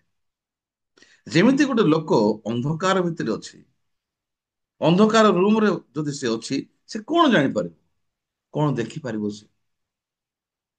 ଦେଖିପାରିବ କି? ନାଇଁ। ଯଦି ଆପଣ ଗୋଟେ ଅନ୍ଧାର ରୁମରେ ଅଛନ୍ତି, ଆପଣ କୌଣସି ଜିନିଷକୁ ଦେଖିପାରିବେ ନାହିଁ। ତ ଅନ୍ଧକାର ରୁମରୁ ଯଦି ବାହାରିକି ଆପଣ ଆଲୋକର ରୁମକୁ ଯାଇକି ଯଦି ଆପଣ ଅନ୍ଧକାର ରୁମକୁ ଦେଖିବେ, ଆଲୋକର ରୁମରେ ଛିଡା ହେଇକି ଆପଣ ଅନ୍ଧକାରକୁ ଦେଖିପାରିବେ। କିନ୍ତୁ ଅନ୍ଧକାର ରୁମରେ ବସିକି ଆପଣ କିଏ ମଧ୍ୟ ଅନ୍ଧକାରକୁ ଦେଖିପାରିବେ। ମୁଁ କହିବାକୁ ଚାହୁଁଛି, ବର୍ତ୍ତମାନ ଏଇ ଜାଗାରେ ସ୍ପଷ୍ଟ ଭାବରେ ଆମକୁ ବୁଝିବାକୁ ପଡିବ ଯେ ମଣିଷ ଧାର୍ମିକ ହେଲା ପରେ ବା ଆମମାନେ ପରିତ୍ରାଣ ପାଇଲା ପରେ ଆମର ଆତ୍ମିକ ଜୀବନର ଆରମ୍ଭ ହେଲା। ହେଲେ ଦୈନନ୍ଦିନ ଜୀବନରେ, ଆମର ସ୍ପିରିଚୁଆଲ ଲାଇଫରେ, ଆମର ଆତ୍ମିକ ଜୀବନରେ ପ୍ରତ୍ୟେକ ସମୟରେ ଆମମାନେ ପରମେଶ୍ୱରଙ୍କ ବାକ୍ୟର ସହଭାଗିତା ଦ୍ଵାରା, ପରମେଶ୍ୱରଙ୍କର ମଣ୍ଡଳୀ ସହିତ ସଂଯୁକ୍ତ ହେଇକି ଆମମାନେ ଧୀରେ ଧୀରେ ଗ୍ରାଜୁଆଲି ଆମଙ୍କର ସ୍ପିରିଚୁଆଲ ବା ଆତ୍ମିକ ଜୀବନର ଚେତା, ଆତ୍ମିକ ଜୀବନର ଅ ଗୁରୁତ୍ୱପୂର୍ଣ୍ଣ ବିଷୟ, ଆବଶ୍ୟକ ବିଷୟ ଗୁଡାକ ଯାହାକି ଆମକୁ ନିହାତି ଆବଶ୍ୟକ ଅଟେ, ତାର ଅଭିବୃଦ୍ଧି ହେବା ହେଇଯିବା ଆବଶ୍ୟକ ଅଟେ। ଯେତେ ଅଧିକ ଆମମାନେ ବାକ୍ୟରେ ଗଭୀର ଭାବରେ ଆମର ଯଦି ଚାଳିତ ହେବା, ସେତେ ଅଧିକ ଆମମାନେ ସେତେ ଅଧିକରୁ ଅଧିକ ଆମମାନେ ଏ ଶରୀରକୁ ଆମମାନେ ଅସ୍ୱୀକାର କରିବା ପାଇଁ ସକ୍ଷମ ହେଇପାରିବା। ହଁ, ବର୍ତ୍ତମାନ ଏଠି କଣ ବୋଲି ପରମେଶ୍ୱର କହୁଛନ୍ତି ଆମମାନଙ୍କୁ? ପ୍ରଭୁ କହୁଛନ୍ତି ଆମମାନଙ୍କୁ ପାଉଲଙ୍କ ଦ୍ଵାରା ଯେ ଦୁର୍ଭାଗ୍ୟ ମନୁଷ୍ୟ, ପାଉଲ କହୁଛନ୍ତି ଏ ମୃତ୍ୟୁର ଶରୀରର ମତେ କିଏ ଉଦ୍ଧାର କରିବ? ତାପରେ 25 ପଦ ଦେଖିବା ଆମେ, ରୋମୀୟ 7। ଆମ ମାନଙ୍କ ପ୍ରଭୁ ଯୀଶୁ ଖ୍ରୀଷ୍ଟଙ୍କ ଦ୍ଵାରା ଈଶ୍ୱରଙ୍କ ଧନ୍ୟବାଦ ହଉ। ଅତଏବ ମୁଁ ନିଜେ ମନ ଦ୍ଵାରା ଈଶ୍ୱରଙ୍କ ବ୍ୟବସ୍ଥାର ଦାସ, କିନ୍ତୁ ଶରୀର ଦ୍ଵାରା ପାପ ବ୍ୟବସ୍ଥାର ଦାସ। ହଁ, ବର୍ତ୍ତମାନ ତାଙ୍କ ମନରେ, ପାଉଲଙ୍କ ମନରେ ବର୍ତ୍ତମାନ ପରମେଶ୍ୱରଙ୍କର ବ୍ୟବସ୍ଥାର ଦାସ ସେ ମନରେ, ଏ ଶରୀର ପାପର ବ୍ୟବସ୍ଥାର ଦାସ। ସେଥିପାଇଁ ଆମକୁ ଯଦିଓ ଲମ୍ବା ସମୟ ପର୍ଯ୍ୟନ୍ତ ପରମେଶ୍ୱର ଦେଖି ଦେଖି ଆସୁଛନ୍ତି, ହେଲେ ମଣ୍ଡଳୀକୁ ଆସିଲା ପରେ ଆମମାନେ ଶରୀର ଠାରୁ ପୃଥକୀକରଣ ଜୀବନକୁ ବୃଦ୍ଧି କରିବା ପାଇଁ ପ୍ରଭୁ ଆମକୁ ଚର୍ଚ୍ଚ ଭିତରେ ରଖିଛନ୍ତି ନା? ଧାର୍ମିକ ହେଲା ପରେ ଅଧିକରୁ ଅଧିକ ଆମମାନେ ଆତ୍ମିକ ବିଷୟ ଠାରୁ ପୃଥକ ହେଇକି ଆମମାନେ ଶରୀର ଦ୍ଵାରା ସଂଯୁକ୍ତ ହେଇକି ଆଉ ଥରେ ଶାରୀରିକ ବୃଦ୍ଧି ସାଧନ, ଶାରୀରିକ ଜୀବନକୁ ବୃଦ୍ଧି ସାଧନ କରିବା ପାଇଁ, ଏଇଟା କଣ ପ୍ରଭୁଙ୍କର ଆମମାନଙ୍କ ଆଡକୁ ଫୋକସ କି? ଯଦି ଆମେ ଚର୍ଚ୍ଚ ଭିତରେ ବଞ୍ଚୁଛୁ, ତାହେଲେ କ୍ରମାଗତ ଭାବରେ ଆମମାନେ ଆତ୍ମା ଏବଂ ଶରୀରର ବିଚ୍ଛେଦର ଲାଇଫକୁ ଆମେ ବୃଦ୍ଧି ପାଇବା ଆବଶ୍ୟକ। ତାର ଅର୍ଥ ହଉଛି ମୁଁ ଯୋଉ ସମୟରେ ନିଜକୁ ବିଶ୍ୱାସ କରିବା ପାଇଁ, ନିଜକୁ ଭରସା କରିବା ପାଇଁ ନିଜର ଚିନ୍ତାକୁ ମୁଁ ବେଶୀ ଗୁରୁତ୍ୱପୂର୍ଣ୍ଣ ଦଉଥିଲି, କିନ୍ତୁ ଧାର୍ମିକ ହେଲା ପରେ, ପବିତ୍ରକୃତ ହେଲା ପରେ, ବାକ୍ୟ ମୋର ହୃଦୟକୁ ଆସିଲା ପରେ ଧୀରେ ଧୀରେ ଧୀରେ ଧୀରେ ଚିନ୍ତାର ରିଆଲିଟି ମୋ ଜୀବନରେ ବୃଦ୍ଧି ପାଇବା ଆରମ୍ଭ କଲା ଯେ ଏ ଚିନ୍ତା ହଉଛି ପ୍ରକୃତରେ ମିଛ। ମୋର ଚିନ୍ତା, ମୋର ଦୃଷ୍ଟିକୋଣରେ ଯାହା ବି ଦେଖାଯାଉଛି ସବୁ ମିଛ। ଯେତେ ଅଧିକ ଏ ବିଶ୍ୱାସ ବୃଦ୍ଧି ପାଇବ ବାକ୍ୟ ଭିତରେ, ସେତେ ଅଧିକ ଆମର ଚିନ୍ତା ଠାରୁ ମୁକ୍ତି ପାଉଥିବା, ସେତେ ଅଧିକ ଆମମାନେ ନିଜର ଦୃଷ୍ଟିକୋଣରେ ଯାହା ଦେଖାଯାଉଛି ଠିକ, ସେଇଠାରୁ ମଧ୍ୟ ଆମମାନେ ଅଧିକରୁ ଅଧିକ କ୍ରମାଗତ ଭାବରେ ଫ୍ରି ହେଇଯାଉଥିବା ଆମେ। କିନ୍ତୁ ବିପଦ ଭାବରେ ଯଦି ଆମେ ମିଶ୍ରଣ ହେଇଯାଉଛୁ, ସମସ୍ୟା ହଉଛି କଣ? ସମସ୍ୟା ହଉଛି ଯେଉଁ ସମୟରେ ଧାର୍ମିକ ହେଲା ପରେ ସିଧାସଳଖ ସେମାନେ କଣ କରୁଛନ୍ତି? ଅନେକ ଲୋକମାନେ ଧାର୍ମିକ ହେଲା ପରେ ଯୋଉ ସମୟରେ ସେମାନେ ଚର୍ଚ୍ଚରେ ପହଞ୍ଚୁଛନ୍ତି, ଯାହା ଇଚ୍ଛା ତାହା କଲେ ମଧ୍ୟ କିଛି ଅସୁବିଧା ନାହିଁ। ନିଜକୁ ବିଶ୍ୱାସ କରିବାର ମାପଦଣ୍ଡ ଠାରୁ ବାହାରି ଆସିବା ପରିବର୍ତ୍ତେ ଅଧିକରୁ ଅଧିକ ହଁ ମୁଁ ମୋର ନିଜର ଜୀବନକୁ ଏନ୍ଜୟ କରିବି, ମୋର ଜୀବନକୁ ମୁଁ ଆରାମସେ ବଞ୍ଚିବି। ଦେନ୍ ପରମେଶ୍ୱରଙ୍କ ହୃଦୟ ଭିତରେ ପରମେଶ୍ୱରକୁ କୋଉ ପ୍ରକାର ଭାବରେ ଆମକୁ ଦେଖିକି ଭାବୁଥିବେ, ଈଶ୍ୱର କହିବାକୁ ଚାହୁଁଛୁ କଣ ବୋଲି? ତମର ମନରେ ତମେ ମୋର ବ୍ୟବର୍ତ୍ତର ଦାସ ହବ, ଯାହା ଯୋଉ ଶରୀରକୁ ମୁଁ ପରିତ୍ୟାଗ କରି ସାରିଅଛି,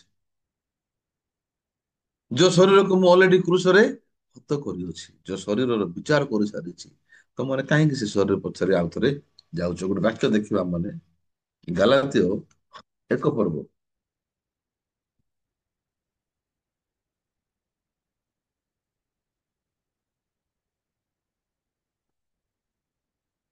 ସରି ଏକ ଏକ ନାହିଁ, ଗାଲାତ୍ୟ 3 ପର୍ବ ଖୋଲିବା।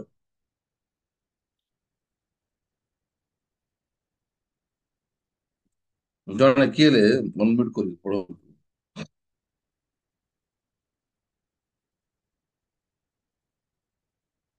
2 ପଦ ଆଉ 3 ପଦ, ଏଟା ବହୁତ ଗୁରୁତ୍ୱପୂର୍ଣ୍ଣ ବାକ୍ୟ। ଗାଲାତ୍ୟ 3 ପର୍ବର 2 ପଦ ଆଉ 3 ପଦ।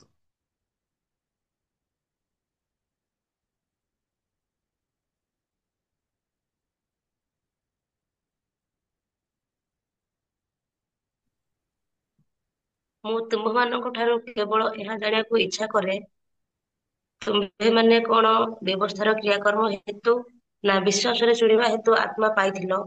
ତୁମ୍ଭେମାନେ କଣ ଏପରି ନିର୍ବୋଧ? ଆତ୍ମାରେ ଆରମ୍ଭ କରି ତୁମ୍ଭେମାନେ କି ଏବେ ଶରୀରରେ ସିଦ୍ଧ ହେବାକୁ ଯାଉଅଛ? ହୁଁ,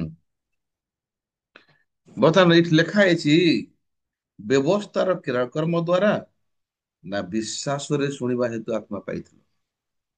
ଆମମାନେ କିଛି କରିକି, କିଛି କାର୍ଯ୍ୟ କରି, କିଛି କର୍ମ କରିକି ଆମମାନେ ଈଶ୍ୱରଙ୍କ ଆତ୍ମା ପାଇଥିଲୁ। ଏଠି ଲେଖା ହେଇଛି ଯେ ଆମମାନେ ବିଶ୍ୱାସରେ ଶୁଣିବା ହେତୁ ଆତ୍ମା ପାଇଥିଲୁ। କଣ ଶୁଣିକି ପାଇଛୁ ଆମ ଆତ୍ମା? ପରମେଶ୍ୱରଙ୍କ ବାକ୍ୟ, ଈଶ୍ୱରଙ୍କ ଦାସଙ୍କ ମୁଖରୁ ଆମମାନେ ଈଶ୍ୱରଙ୍କର ଜୀବନ୍ତ ବାକ୍ୟ ଶୁଣିବା ଯୋଗୁଁ ଆମମାନେ ବିଶ୍ୱାସ ପାଇଛୁ। ଏ ପ୍ରଭୁକୁ ଏଇଠି ଲେଖା ହେଇଛି ତୁମମାନେ କଣ ଏପରି ନିର୍ବୋଧ? ଆତ୍ମାରେ ଆରମ୍ଭ କରି ତୁମମାନେ କେବେ ଶରୀରରେ ସିଦ୍ଧ ହେବାକୁ ଯାଉଛ? ମୋର ଶାରୀରିକ ଜୀବନରେ ଯାହା ମଧ୍ୟ ଭଲ ବିଷୟ ଘଟୁ କି ମନ୍ଦ ବିଷୟ ଘଟୁ, ଦିଟାକୁ ସମାନ।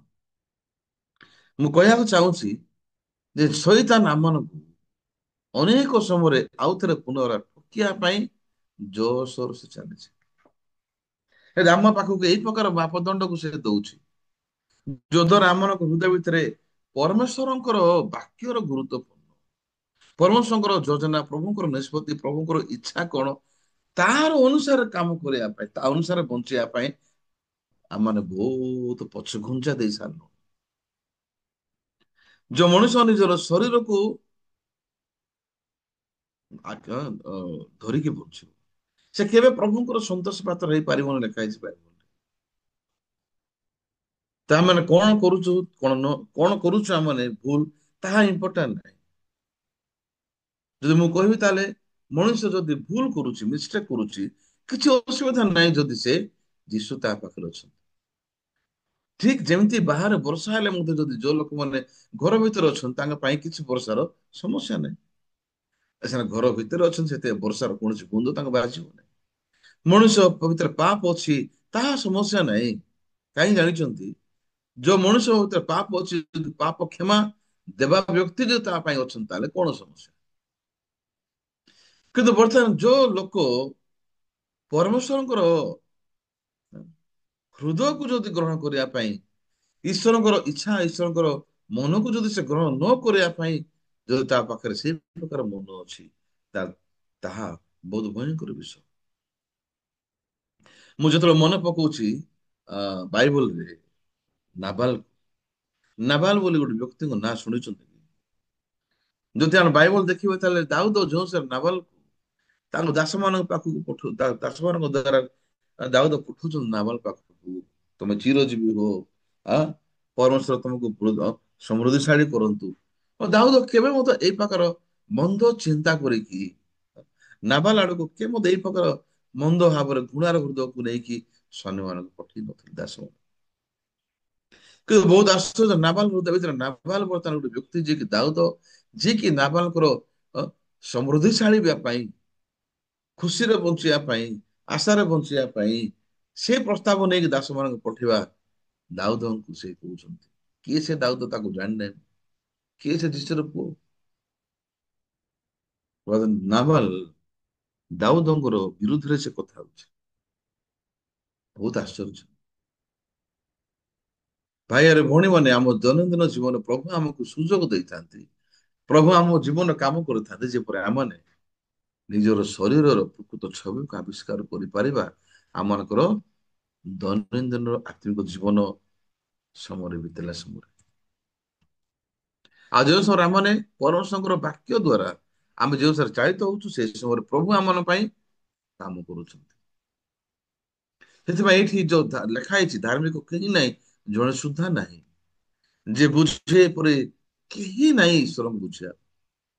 ସେଥିପାଇଁ ଆମେ ସେଣ୍ଟ ପରସେଣ୍ଟ ଜାଣିବାକୁ ପଡିବ ଯେ ମୋ ପାଖରେ ଗୋଟେ ଭାଗଟେ ମଧ୍ୟ କୌଣସି ଜ୍ଞାନ ବୁଦ୍ଧି ନାହିଁ।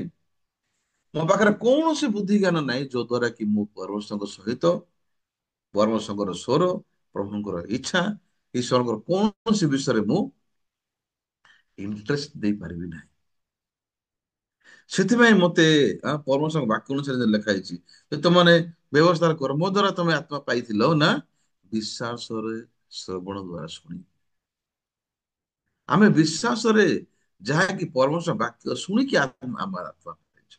ବର୍ତ୍ତମାନ ମଧ୍ୟ ଆମମାନେ ଶୁଣିକି ହିଁ ଆମମାନେ ଆତ୍ମିକ ଜୀବନକୁ ବିତେଇବା ପାଇଁ ଚର୍ଚ୍ଚ ଭିତରେ ରଖାଯାଇଛୁ। ତେଣୁକରି ଆମର ଶୁଣିବାର ଯୋଉ ଷ୍ଟାଣ୍ଡାର୍ଡ ଅଛି ସେଇଟା ବେଶୀ ଗୁରୁତ୍ୱପୂର୍ଣ୍ଣ। କିନ୍ତୁ ବିପରୀତ ଭାବରେ କାହାର ସ୍ୱର ଶୁଣୁଛୁ? କିଏ ମୋର ମାଲିକ କହୁଛି? ପରିତ୍ରାଣ ପାଇଲା ପରେ, ଧାର୍ମିକ ହେଲା ପରେ, ମନୋର ସହିତ ଜଡିତ ହେଲା ପରେ ଯଦି ମୁଁ କଣ୍ଟିନ୍ୟୁ ପରମେଶ୍ୱରଙ୍କର ବାକ୍ୟ ରାସ୍ତାରେ ଯାଉଛି, ନା କଣ୍ଟିନ୍ୟୁ ମୁଁ ମୋ ନିଜର ଇଚ୍ଛା, ମୋ ନିଜର ଶରୀରରେ ଥିବା ସ୍ୱର ଶୁଣିକି ମୋର ଶରୀର ଅନୁସାରେ ମୁଁ ଚାଳିତ ହଉଛି, ତାହେଲେ ବେଳେ ବେଳେ ମତେ ଦେଖାଯାଉଛି ଚର୍ଚ୍ଚ ଭଲ ଲାଗୁଛି, ବେଳେ ବେଳେ ମତେ ଭଲ ଲାଗୁନାହିଁ। ଆକୁ ତାକୁ ବିଚାର କରିକି ତ ଯେତେବେଳକୁ ଶାରୀରିକ ମନକୁ ନେଇକି ଆମେ ବଞ୍ଚୁଛୁ, ଆମେ କେବେ ମଧ୍ୟ ନିଜେ ପ୍ରଥମେ ଶାନ୍ତିରେ ବଞ୍ଚି ପାରିବା ନାହିଁ। ପ୍ରତ୍ୟେକ ସମୟରେ ଅଶାନ୍ତି ହେଇକି, ପ୍ରତ୍ୟେକ ସମୟରେ ବହୁତ ଜଟିଳତାର ମନକୁ ନେଇକି ଆମେ କେବେ ମଧ୍ୟ ଶାନ୍ତି ଖୁସିରେ ବଞ୍ଚି ପାରିବା ନାହିଁ। ଆମେ ସେଥିପାଇଁ ଯଦି ଆମ ପାଖରେ ଖ୍ରୀଷ୍ଟଙ୍କ ହୃଦୟ, ସତରେ ପରମେଶ୍ୱରଙ୍କର ହୃଦୟକୁ ନେଇକି ଯେତେବେଳେ ଆମେ ବଞ୍ଚୁଛୁ, ସେ ସମୟରେ ଆମମାନଙ୍କ ଜୀବନରେ ପ୍ରକୃତରେ ଖୁସିର ଜୀବନ ବାହାରେ ଆସିବ। ଏଇ ଜାଗାରେ ରୋମିଓ ପୁସ୍ତକ 3 ପର୍ବରେ ଏ ଜଗତରେ କିଏ ବି ଧାର୍ମିକ ନାହିଁ, ଜଣେ ସୁଦ୍ଧା ନାହିଁ ର ଅର୍ଥ ମଣିଷ କେବେ ମଧ୍ୟ ନିଜର କର୍ମ ଦ୍ଵାରା, ନିଜର ପରିଶ୍ରମ ଦ୍ଵାରା, ନିଜର ଉତ୍ତମତା ଦ୍ଵାରା କେ ମଧ୍ୟ ଧାର୍ମିକ ହୋଇପାରିବ ନାହିଁ। କିନ୍ତୁ ସେଠି 20 ପଦ କନକ୍ଲୁଜନ କରୁଛନ୍ତି ପ୍ରଭୁ।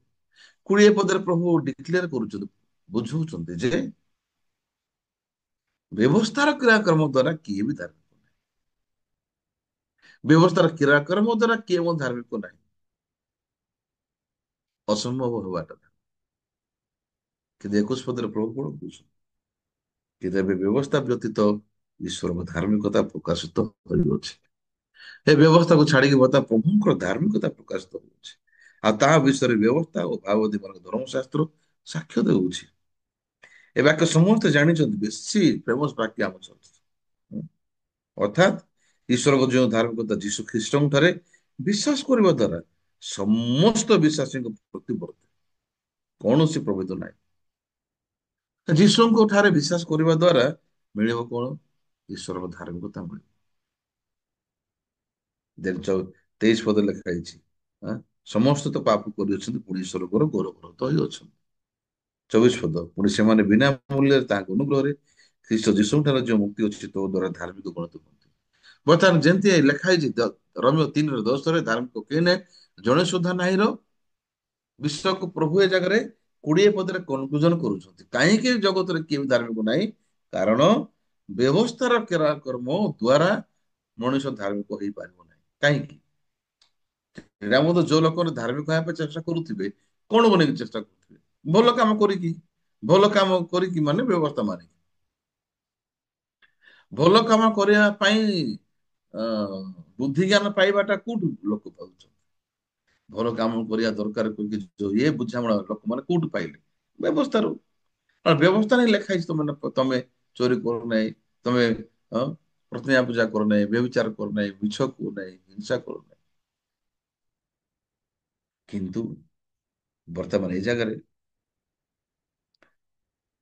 କାହିଁକି ପରମେଶ୍ୱର ଆମକୁ ଧାର୍ମିକ ଗଣିତ କରୁଅଛି? ଭଲରେ ଶୁଣନ୍ତୁ, ଈଶ୍ୱର ଆମକୁ କାହିଁକି ଧାର୍ମିକ କଲେ? ଆମେ ସବୁ ଜାଣିଛୁ, ଆମର ପାପ ପାଇଁ ଈଶ୍ୱର ଆମକୁ ଯୀଶୁଙ୍କୁ ଦେଲେ, ଖ୍ରୀଷ୍ଟ ଆସିଲେ, ରକ୍ତ ଝରିଲେ, ଆମକୁ ମୁକ୍ତ କଲେ। ଆମେ ଜାଣିଛୁ, କିନ୍ତୁ ଯେତେ ଅଧିକ ଆମେ ଭାବି ଥାଇପାରୁ, ପାଷ୍ଟ ପାର କଣ ପାଇଁ ସନ୍ଡେ ସର୍ଭିସରେ ଖାଲି ରୋମିଓ 3:23-24 ଖାଲି ସୁଷମାଚାର ଆଗ ପ୍ରଚାର କରୁଛି। ମୁଁ ବି ଗୋଟେ ଦିନ, ମୁଁ ଗୋଟେ ସମୟରେ ଲମ୍ବା ସମୟ ଭାବୁଥିଲି, ଆରେ ପାଷ୍ଟ ପାର କଣ ପାଇଁ ଖାଲି ଗୋସ୍ପେଲ ଆଗ ପ୍ରଚାର କରୁଛନ୍ତି? ସେ ସେମ ବାକ୍ୟ ଇଣ୍ଡିଆର ଯୋଉ ଲୋକମାନେ CLF ରେ ଯାଉଛନ୍ତି, ଲିଡର ମାନେ ସେ ଜାଗାରେ ଯାଇକି କହୁଛନ୍ତି, ଆରେ ପାଷ୍ଟ ଖାଲି ଡେଭିଡ 10:10 ଆଗ ଜଣା, ରୋମିଓ 3:23-24 ଆଗ ଜଣା, ଆଉ ଅନ୍ୟ ବାକ୍ୟ ଜଣା ନାହିଁ। ହୁଁ, ଆପଣ ଏ ବିଷୟରେ ଚିନ୍ତା କରନ୍ତୁ। ପ୍ରଥମ ବିଷୟ ତ ପାର୍ଶ୍ୱପାକ ଯେଉଁ ସମୟରେ ପ୍ରଚାର କରୁଛନ୍ତି ସଣ୍ଡେରେ, ସେ ଖାଲି ଚର୍ଚ୍ଚରେ ବସିଥିବା ଲୋକ ଭାଇ ଭଉଣୀଙ୍କୁ ପ୍ରଚାର କରୁନାହାନ୍ତି, ହୋଲ ୱାର୍ଲଡରେ ଲୋକମାନେ ଶୁଣୁଛନ୍ତି, ନୂଆ ଲୋକ ଶୁଣୁଛନ୍ତି। ଆଉ ଯେମିତି ସୁଷମାଚାରକୁ ସେମାନେ ଶୁଣିପାରିବେ, ଏଇଟା ପ୍ରଥମ କାରଣ।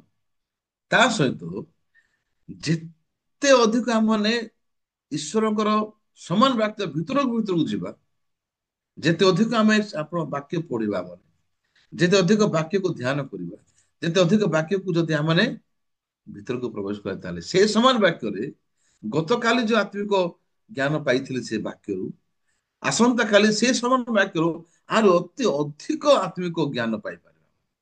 ଆମେ କେବେ ହେଲେ ଭାବନ୍ତୁ ନାହିଁ, ଗତକାଲି ସେ ବାକ୍ୟ ମତେ ଜ୍ଞାନ ଦେ, ସେ ବାକ୍ୟରୁ ମୁଁ ଏ ରହସ୍ୟ ପାଇଲି, ସେତିକି ନାହିଁ। ବାକ୍ୟ ହଉଛି ଅସରନ୍ତି ଜ୍ଞାନ। ବାକ୍ୟ ଭିତରେ ଅଗାଧ ସମୁଦ୍ରଠୁ ଅଧିକ ପାଣି ଯେମିତି, ତାଠୁ ଅଧିକ ମାତ୍ରାରେ ଗଭୀର ଆତ୍ମାର ଦୁନିଆ ଅଛି। ହେଲେ ତାହାଙ୍କର ପଥ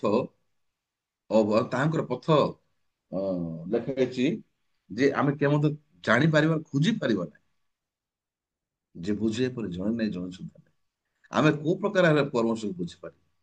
ଦେନ ଏଇ ଜାଗାରେ ଯଦି ଦେଖିବା, ମାନେ 25 ପଦରେ ଏ ବାକ୍ୟ ଆମେ ଅନେକ ଥର ପଢିଛୁ। 25 ପଦରେ ଲେଖା ହେଇଛି, ଈଶ୍ୱର ଆପଣା ସହିଷ୍ଣୁତାରେ ପୂର୍ବକୃତ ପାପ ସବୁ ଉପେକ୍ଷା କରିଥିବାରୁ ନିଜ ଧାର୍ମିକତା ପ୍ରକାଶ କରିବ ନାହିଁ। ଆରେ ଏଇଠି ବହୁତ ମୁଁ ଅଟକି ଗଲି ସେଇଦିନ ବାକ୍ୟ ପଢିଲା ସମୟ।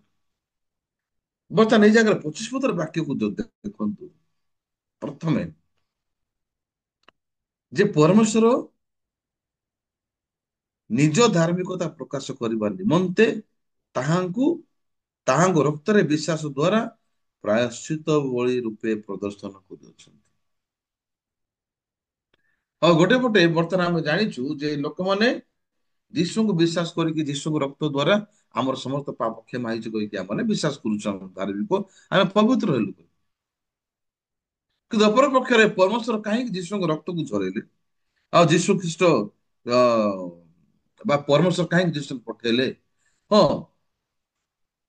କେବଳ ମଣିଷ ଆମେ ପରିତ୍ରାଣ ପାଇଲୁ, ପରିତ୍ରାଣ ପାଇବାଟା କି ଆମେ ପବିତ୍ରକୃତ ହେବାଟା, ଆମେ ଧାର୍ମିକ ହେବା ପୂର୍ବରୁ ପରମେଶ୍ୱରଙ୍କର ଯୋଜନା କଣ ଥିଲା ଜାଣିଛନ୍ତି ଭାଇ ଭଉଣୀ? ଲେଖା ହେଇଛି ପରମେଶ୍ୱର ଯୀଶୁଙ୍କ ଦ୍ଵାରା ତାଙ୍କର ଧାର୍ମିକତା ପ୍ରକାଶ କଲେ। ଅବତାର ମଣିଷ ନିଜକୁ ଧାର୍ମିକ ବୋଲି ଯଦି କହୁଛି, ତା ପୂର୍ବରୁ ତାକୁ ଜଣେ ଧାର୍ମିକ ନ କହିଲା ପର୍ଯ୍ୟନ୍ତ ସେ କେବେ ଧାର୍ମିକ କରିପାରିବ ନାହିଁ। ତାକୁ କିଏ ଧାର୍ମିକ ବୋଲି କହିଲେ ସେ ଶୁଣିକି ଧାର୍ମିକ ବୋଲି କହିବ। ପ୍ରଥମେ ପରମେଶ୍ୱର ଡିକ୍ଲେୟାର କଲେ, ପରମେଶ୍ୱର ନିଜର ଧାର୍ମିକତାକୁ ଦେଲେ, ଦେଖେଇଲେ ଜଗତ। ଆପଣା ଧାର୍ମିକତାକୁ ପ୍ରକାଶ କରିବା ନିମନ୍ତେ ପରମେଶ୍ୱର ଆପଣ ଧାର୍ମିକତାକୁ ପ୍ରକାଶ କରେନ। ହେଲେ ମଣିଷ ଯଦି ଧାର୍ମିକ ହେଲା ଯୀଶୁଙ୍କୁ ବିଶ୍ୱାସ କରିକି, ମଣିଷ ଯଦି ପବିତ୍ରକୃତ ହେଲା ଯୀଶୁଙ୍କ ରକ୍ତକୁ ଗ୍ରହଣ କରିକି, ଯୀଶୁଙ୍କ ରକ୍ତ ଦ୍ୱାରା ଆମର ସମସ୍ତ ପାପ ଧୋଇ ହେଇଯାଇଛି। ଆମର ପାପ ଧୋଇ ହେଇଯାଇଛି କାହିଁ ଜାଣିଛନ୍ତି? ଆମର ଅପରାଧ ଆମର ପାପକୁ ଧୋଇବା ପଛରେ ପ୍ରଭୁଙ୍କର ପ୍ରଥମ ଅର୍ଥ କଣ? ତ ପ୍ରଥମେ ଆମେ ଜାଣିପାରିବା ଯେ ଆମେ ଯଦି ଧାର୍ମିକ ହେଲୁ, ଦେନ୍ ସେ ଧାର୍ମିକତାର ପରିଚୟ ପରମେଶ୍ୱରଙ୍କର ନାଁକୁ ପ୍ରକାଶ କରିବ। ଆମେନ୍। ହେଲେ ପରମେଶ୍ୱର ଆପଣ ଧାର୍ମିକତାକୁ ପ୍ରକାଶ କରିବା ପାଇଁ, ପରମେଶ୍ୱର ଆପଣ ପବିତ୍ରତାକୁ ଦେଖିବା ପାଇଁ ଆମମାନଙ୍କୁ ସଫା କଲେ, ଆମକୁ ସେ ପବିତ୍ରକୃତ କଲେ, ଆମକୁ ସେ ଉଦ୍ଧାର କଲେ। ଆମର ପାପକୁ ପରମେଶ୍ୱର କ୍ଷମା କରିନାହାନ୍ତି ଭାଇ ଭଉଣୀ ମାନେ। ଆମେ ପୁନର୍ବାର ଯେପରି ଏଇ ଜଗତରେ ଆମେ ବଞ୍ଚିବା ପାଇଁ ଖୁସିରେ ବଞ୍ଚିବା, ଯେମିତି ବଞ୍ଚୁଥିଲୁ ପାପ ହେଲା ସମୟରେ, ଯେମିତି ବଞ୍ଚୁଥିଲୁ ଆମର ପରିତ୍ରାଣ ପାଇଲା ପୂର୍ବରୁ, ସେମିତି ହିଁ ଆମମାନେ ପରିତ୍ରାଣ ପାଇଲା ପରେ ବଞ୍ଚିବା ପାଇଁ ପ୍ରଭୁ ଆମକୁ ପୁନର୍ଜନ୍ମ ଦେଇନାହାନ୍ତି କି ପାପ କ୍ଷମା ଦେଇନାହାନ୍ତି। ଯେମିତି ପରମେଶ୍ୱରଙ୍କର ଧାର୍ମିକତା ପ୍ରକାଶ ପାଇବ, ହେଲେ ତାହାଙ୍କୁ ବିଶ୍ୱାସ କରିବା, ବିଶ୍ୱାସ ଦ୍ଵାରା ପ୍ରାୟଶ୍ଚିତ ବଳିର ପ୍ରଦର୍ଶନ କରିଅଛନ୍ତି। 26 ପଦ ଲେଖା ହେଇଛି।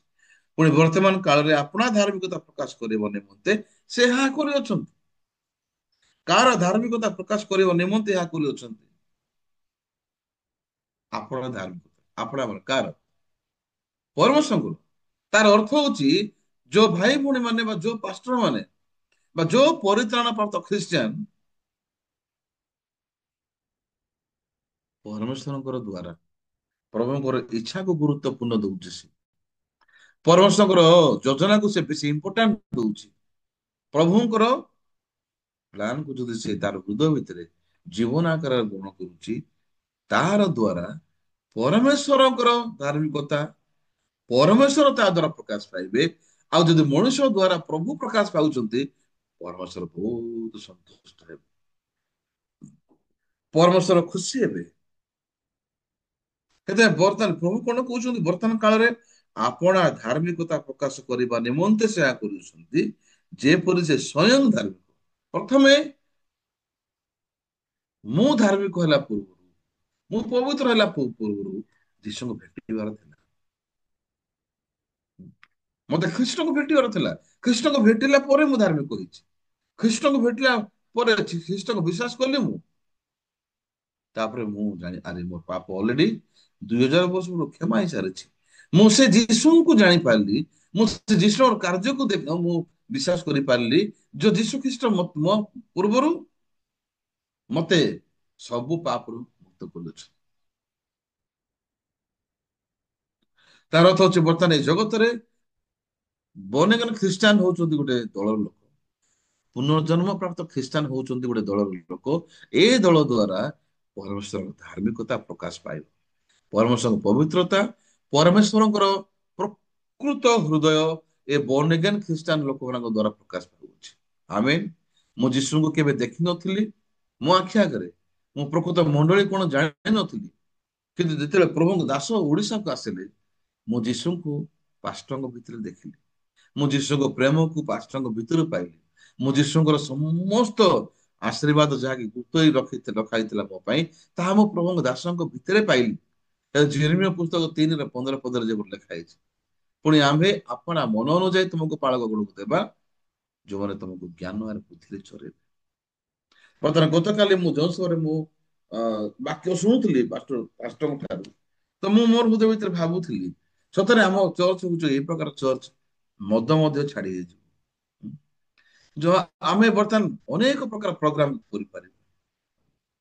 ଆମେ କାହିଁକି ମାସ ମାସ ସଂଖ୍ୟା, ସପ୍ତାହ ସପ୍ତାହ ଆମେ କେବଳ ଏଇ ପ୍ରକାର ଚିନ୍ତାଧାରାରେ ବଞ୍ଚୁଛୁ? ହଁ? ସେଥିପାଇଁ ଏଇ ଚିନ୍ତାଧାରାରୁ ବାହାରି ଆସି ପାରୁନୁ ଆମେ। ଆମ ପାଖରେ ଗୋଟେ ଲିମିଟେଡ ଟାଇମ ଅଛି ସ୍ପିରିଚୁଆଲ ଲାଇଫ ଦେବା ପାଇଁ। ଅରବାର ଦିନ ଖାଲି ମୁଁ ଆତ୍ମିକ ଭାବରେ ମୁଁ ବାକ୍ୟ ଶୁଣିବି, ସକାଳେ ଶୁଣିବି। କିନ୍ତୁ ଆମ ଜୀବନକୁ ଆମକୁ ଶୀଘ୍ର ଅଧିକରୁ ଅଧିକ ହଁ, ଆଗକୁ ନେବାକୁ ପଡିବ। ଅଧିକରୁ ଅଧିକ ଯୋଉ ସାରା ପ୍ରଭୁଙ୍କର ହୃଦୟକୁ ଅନୁସନ୍ଧାନ କରିବା, ଅଧିକରୁ ଅଧିକ ଯେପରି ଆମମାନେ ଈଶ୍ୱରଙ୍କର ମନକୁ ଜାଣିବା ପାଇଁ ସକ୍ଷମ ହେଇପାରିବା, ସେତେ ଅଧିକ ପ୍ରଭୁ ଆମ ଜୀବନ କାମ, ସେତେ ଅଧିକ ପ୍ରଭୁ ଆମ ପାଇଁ ଆଶୀର୍ବାଦର ଫଳ ଦେବେ। ହଁ? ମୁଁ କହିବାକୁ ଚାହୁଁଛି, ଆମେ ଯଦି ଏ ରୋମୀୟ ପୁସ୍ତକ 3 ପର୍ବର 10 ପଦରୁ 19 ପଦର ବାକ୍ୟ ଯୋଉ ଦେଖିବା, ଏଇଟା ଯଦି ମୋର ଜୀବନ ହବ ତାହେଲେ କେତେ ଦୁଃଖର ବିଷୟ। ପାଟି ଖୋଲିଲେ ଏଠି ଯେମିତି ଲେଖା ହେଇଛି 14 ପଦରେ, ମୁଖରେ ଅଭିଶାପ ଅଛି, କଟୁକୁତାରେ ପୂର୍ଣ୍ଣ। ପାଟି ଖୋଲିଲେ ଖାଲି ଅଭିଶାପର କଥା ବାହାରୁଛି, କଟୁକୁତାର କଥା ବାହାରୁଛି। 15 ପଦ, ସେମାନଙ୍କ ପାଦ ରକ୍ତପାତ କରିବାକୁ ଦ୍ରୁତଗାମୀ, ସେମାନଙ୍କ ପଥରେ ବିନାଶ ଓ କ୍ଲେଶ, ଶାନ୍ତିର ପଥ ସେମାନେ ଜାଣନ୍ତି ନାହିଁ, ଈଶ୍ୱରଙ୍କ ଭୟ ତାଙ୍କ ଆଖି ସେମାନଙ୍କ ଆଖି ଆଗରେ ନଥାଏ। ଆମେ ରୋମୀୟ ପୁସ୍ତକ 3 ପର୍ବର 10 ପଦରୁ 19 ପଦର ବାକ୍ୟ ଠାରୁ, ଏ କାହାଣୀ ଠାରୁ, ଏ ଦୁନିଆ ଠାରୁ ଆମମାନଙ୍କୁ ଈଶ୍ୱର ପୃଥକ କରି ସାରିଅଛନ୍ତି। ଆମେ ଆଉ ଯେପରି ସେ କୁକୁର ଆପଣା ବାନ୍ତିକୁ ଆଉ ଥରେ ଖାଉଛି, ଘୁଷୁରି ଆଉ ଥରେ କାଦୁଅକୁ ଫେରିଲା ପରେ, ଆମମାନେ ଆଉ ଥରେ ଧାର୍ମିକ ହେଲା ପରେ କେମିତି ଆମମାନେ ଜଗତରେ ଲିପ୍ତ ହେଇକି ବଞ୍ଚି ପାରିବା, କେମିତି ଆମମାନେ ଜାଗତିକ ଭାବରେ ବଞ୍ଚି ପାରିବା, କେମିତି ଆମମାନଙ୍କ ମୁଖରେ ଅଭିଶାପର କଥା ବାହାରିବ, କେମିତି ଆମମାନଙ୍କର ପାଦ ଦ୍ରୁତ ରକ୍ତପାତ କରିବା ପାଇଁ ଦ୍ରୁତଗାମୀ ହେବ। ମୁଁ ଯୋଉ ସମୟରେ ଏ ବାକ୍ୟ ଦେଖୁଛି ଯେ ପ୍ରଭୁ ଆମକୁ ଏଇ ପ୍ରକାର ଦୁନିଆର ବାହାର କରି ସାରିଛନ୍ତି। ପାଉଲ କହିଲେ, ହାୟ ଦୁର୍ଭାଗ୍ୟ, ଯେ ଦୁର୍ଭାଗ୍ୟ ମନୁଷ୍ୟ ଯେ ମୁଁ, ଏହି ମୃତ୍ୟୁର ଶରୀରରୁ ମତେ କିଏ ବାହାର କରିବ? ଅଲରେଡି ପାଉଲ ସେ ମୃତ୍ୟୁର ଶରୀରକୁ ଦେଖିଲା ପରେ ସେ ମୃତ୍ୟୁର ଶରୀର ଠାରୁ ପୃଥକ ହେଇଗଲେ। ଆଉ ସେ କହୁଛନ୍ତି 25 ପଦରେ ଧନ୍ୟବାଦ ଦେଇକି, ଯେ ବର୍ତ୍ତମାନ ମୁଁ ମୋର ମନରେ ଈଶ୍ୱରଙ୍କ ବ୍ୟବସ୍ଥାର ଦାସ, କିନ୍ତୁ ବର୍ତ୍ତମାନ ଶରୀର ପାପର ବ୍ୟବସ୍ଥାର ଦାସ। ଆମେ ତାହେଲେ ଆମ ଜୀବନରେ ଆମ ହୃଦୟର ଗତି କୁଆଡେ ଯାଉଛି? ହଁ? ମୁଁ ଯଦି ଦେଖୁଛି ଅନେକ ଭାଇ ଭଉଣୀ ମାନେ ବୁଧବାର ଦିନ ଗିର୍ଜାରେ ଜଏନ ବି କରୁନାହାନ୍ତି। ସକାଳ ମର୍ଣ୍ଣିଂ ସର୍ଭିସରେ ଆମର 150 200 ହେବା ଦରକାର ବାକ୍ୟ ଶୁଣିବା, କିନ୍ତୁ ଦୁଃଖର ବିଷୟ, ଭାଇ ଭଉଣୀ ମାନେ ପରମେଶ୍ୱରଙ୍କ ବାକ୍ୟ ଠାରୁ ବହୁତ ଦୂରରେ ବଞ୍ଚୁଛନ୍ତି। ସେଥିପାଇଁ ସୁଷମାଚାର ପ୍ରଚାରର ନ୍ୟୁଜ ବାହାରୁନାହିଁ, ଆସୁନାହିଁ। କେତେ ନିର୍ଦ୍ଦିଷ୍ଟ ଭାଇ ଭଉଣୀ ମାନେ ସୁଷମାଚାର ପ୍ରଚାର କରୁଛନ୍ତି। ଏ ଗ୍ରୁପରେ ଭଲ ଫଟୋ ପ୍ରଚାର କରିବାର, ଅପଲୋଡ କରିବାଟା ବେଶୀ ଇମ୍ପୋର୍ଟାଣ୍ଟ, ନା ସତରେ ପ୍ରଭୁଙ୍କ ସାମ୍ନାରେ ବଞ୍ଚିକି ଈଶ୍ୱର ବାକ୍ୟ ପ୍ରଚାର କରିକି ପ୍ରଥମେ ନିଜେ ପ୍ରଭୁଙ୍କ ସାମ୍ନାରେ ବ୍ରାଇଟ ଲାଇଫକୁ ବିତେଇବାଟା, ସେଇଟା ବେଶୀ ଗୁରୁତ୍ୱପୂର୍ଣ୍ଣ ବିଷୟ। ଯଦି ମୋର ହୃଦୟ ଭିତରେ ବୋଝଗ୍ରସ୍ତ ଲାଗୁଛି, ମୋର ହୃଦୟ ଭିତରେ ମତେ ବେଶୀ କଷ୍ଟ ଲାଗୁଛି, ଦେନ ଏର ଅର୍ଥ ନାହିଁ ଯେ ଏପଟ ସେପଟ ବିଷୟ ପାଇଁ ମୁଁ କିଛି କରିପାରୁନି। କିନ୍ତୁ ମୋର ଅର୍ଥ ହଉଛି ମୁଁ ଶରୀର ଦ୍ଵାରା ମୁଁ ବନ୍ଧା ଯାଇକି ବଞ୍ଚୁଛି।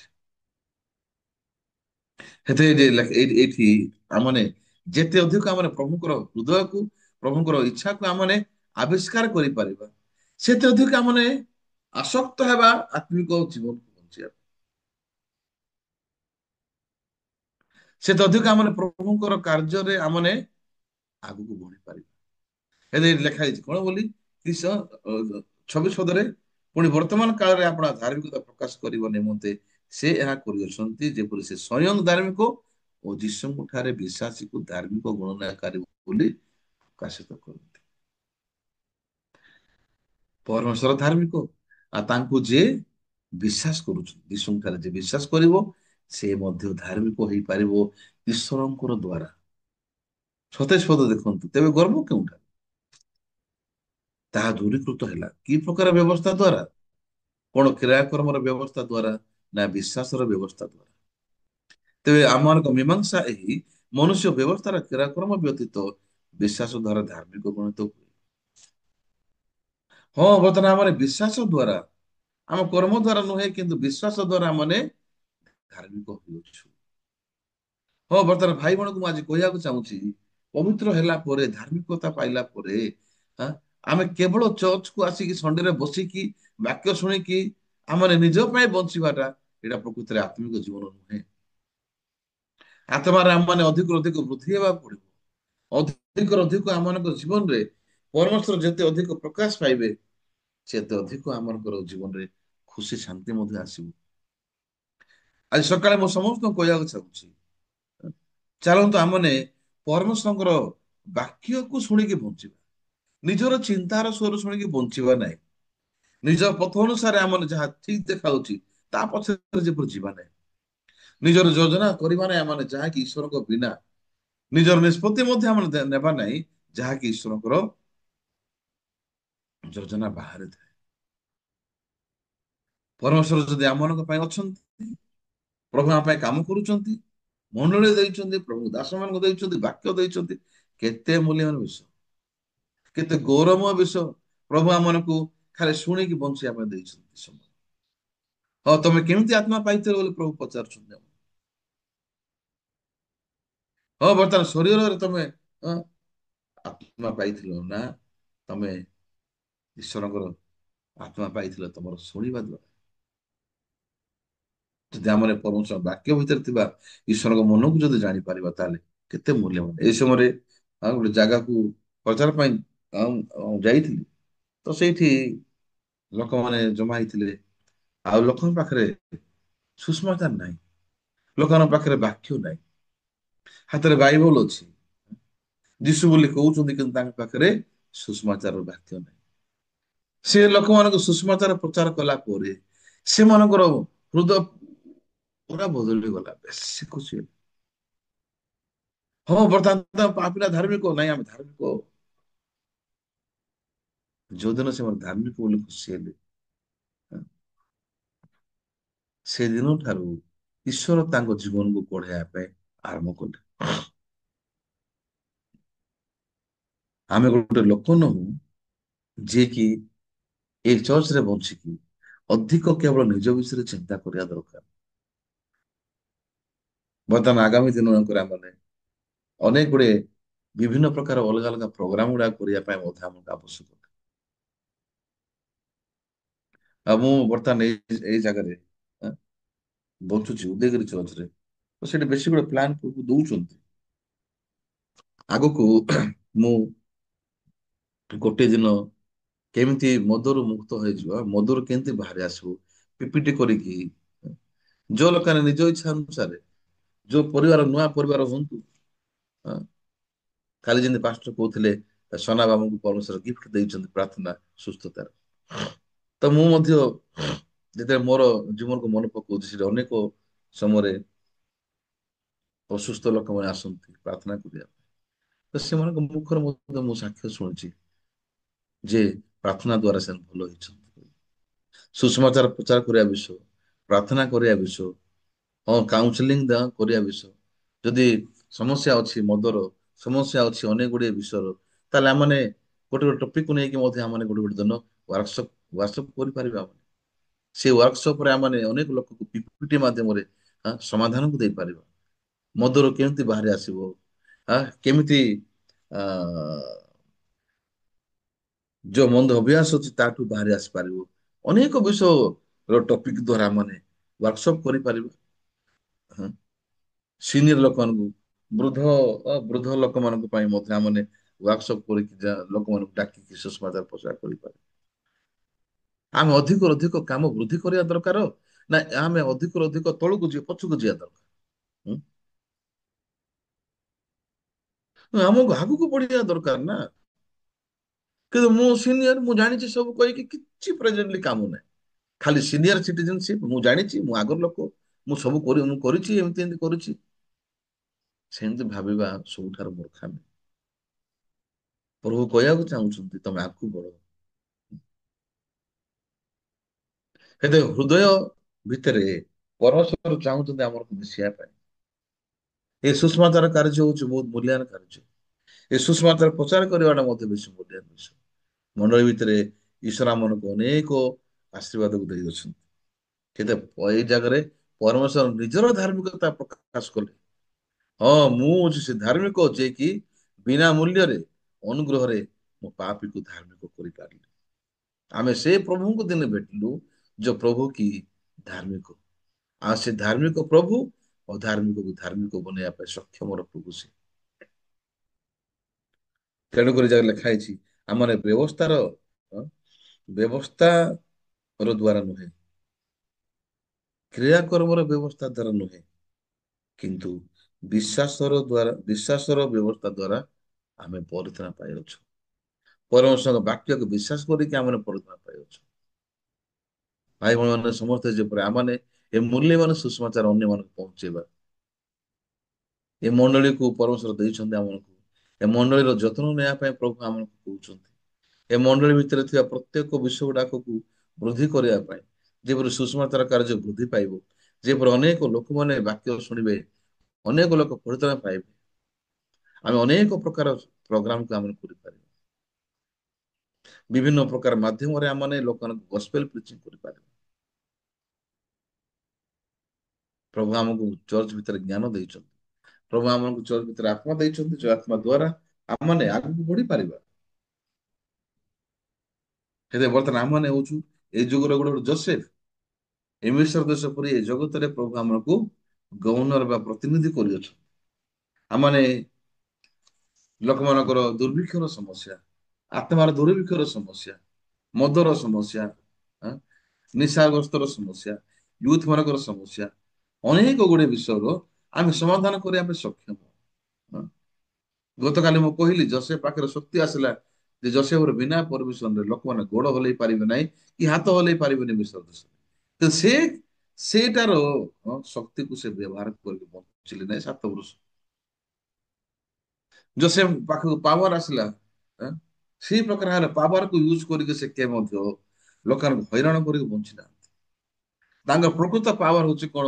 ଯୀଶୁଙ୍କର ହୃଦୟକୁ ନେଇକି ସେ 7 ବର୍ଷ ଯାକ ଲୋକମାନଙ୍କୁ ସଠିକ ଭାବରେ ମ୍ୟାନେଜମେଣ୍ଟ କଲେ। ସେମାନଙ୍କର ହୃଦୟକୁ, ସେମାନଙ୍କର ଜୀବନ ଯାପନ କରିବାର ବିଷୟକୁ ବର୍ତ୍ତମାନ ପରମେଶ୍ୱରଙ୍କ ହୃଦୟ ଅନୁସାରେ ବର୍ତ୍ତମାନ ଜୋସେଫ ମ୍ୟାନେଜ କଲେ। ଆଜି ଆମମାନେ ମଧ୍ୟ ଏଇ ଜଗତରେ, ଏ ମିଶ୍ର ଦେଶ ସଦୃଶ ଏଇ ଜଗତକୁ ପ୍ରଭୁ ଆମମାନଙ୍କୁ ପରିତ୍ରାଣ ଦେଇଛନ୍ତି, ଜଗତରୁ ପୃଥକ କରିକି ଆମ। ହଁ, ବର୍ତ୍ତମାନ ଆତ୍ମାର ଦୁର୍ଭିକ୍ଷ, ସୁଷମାଚାରର ଦୁର୍ଭିକ୍ଷ, ଚର୍ଚ୍ଚ ଯାକରେ ସୁଷମାଚାର ନାହିଁ। ସେମାନେ ଆଜି ପର୍ଯ୍ୟନ୍ତ ମୋ ସାଙ୍ଗେ ବ୍ୟବସ୍ଥା ଦ୍ଵାରା ଧରାଯାଇଛନ୍ତି। ଆଜି ପର୍ଯ୍ୟନ୍ତ ଅନେକ ଲୋକମାନେ ସେମାନେ ନିଜର କାର୍ଯ୍ୟ ଦ୍ଵାରା ଧରାଯାଇଛନ୍ତି। ସେମାନେ ଜାଣି ନାହାନ୍ତି ଉଦ୍ଯୋଗ ଅଛି, କିନ୍ତୁ ସେ ଉଦ୍ଯୋଗ ଜ୍ଞାନ ଯୁକ୍ତ ନୁହେଁ। ତେଣୁ ଆମମାନେ ଯଦି ଜୋସେଫ ଏ ଯୁଗର, ଯଦି ଆମ ପାଖରେ ପରମେଶ୍ୱରଙ୍କର ଜ୍ଞାନ ଅଛି ସୁଷମାଚାରର, ତାହେଲେ ଆମମାନେ ସେ ସୁଷମାଚାରର ଆମେ ଜଣଙ୍କ ପାଖକୁ ଯାଇକି କହିପାରିବା। ପ୍ରଭୁ ଆମକୁ ନିଯୁକ୍ତ ଦେଇଛନ୍ତି।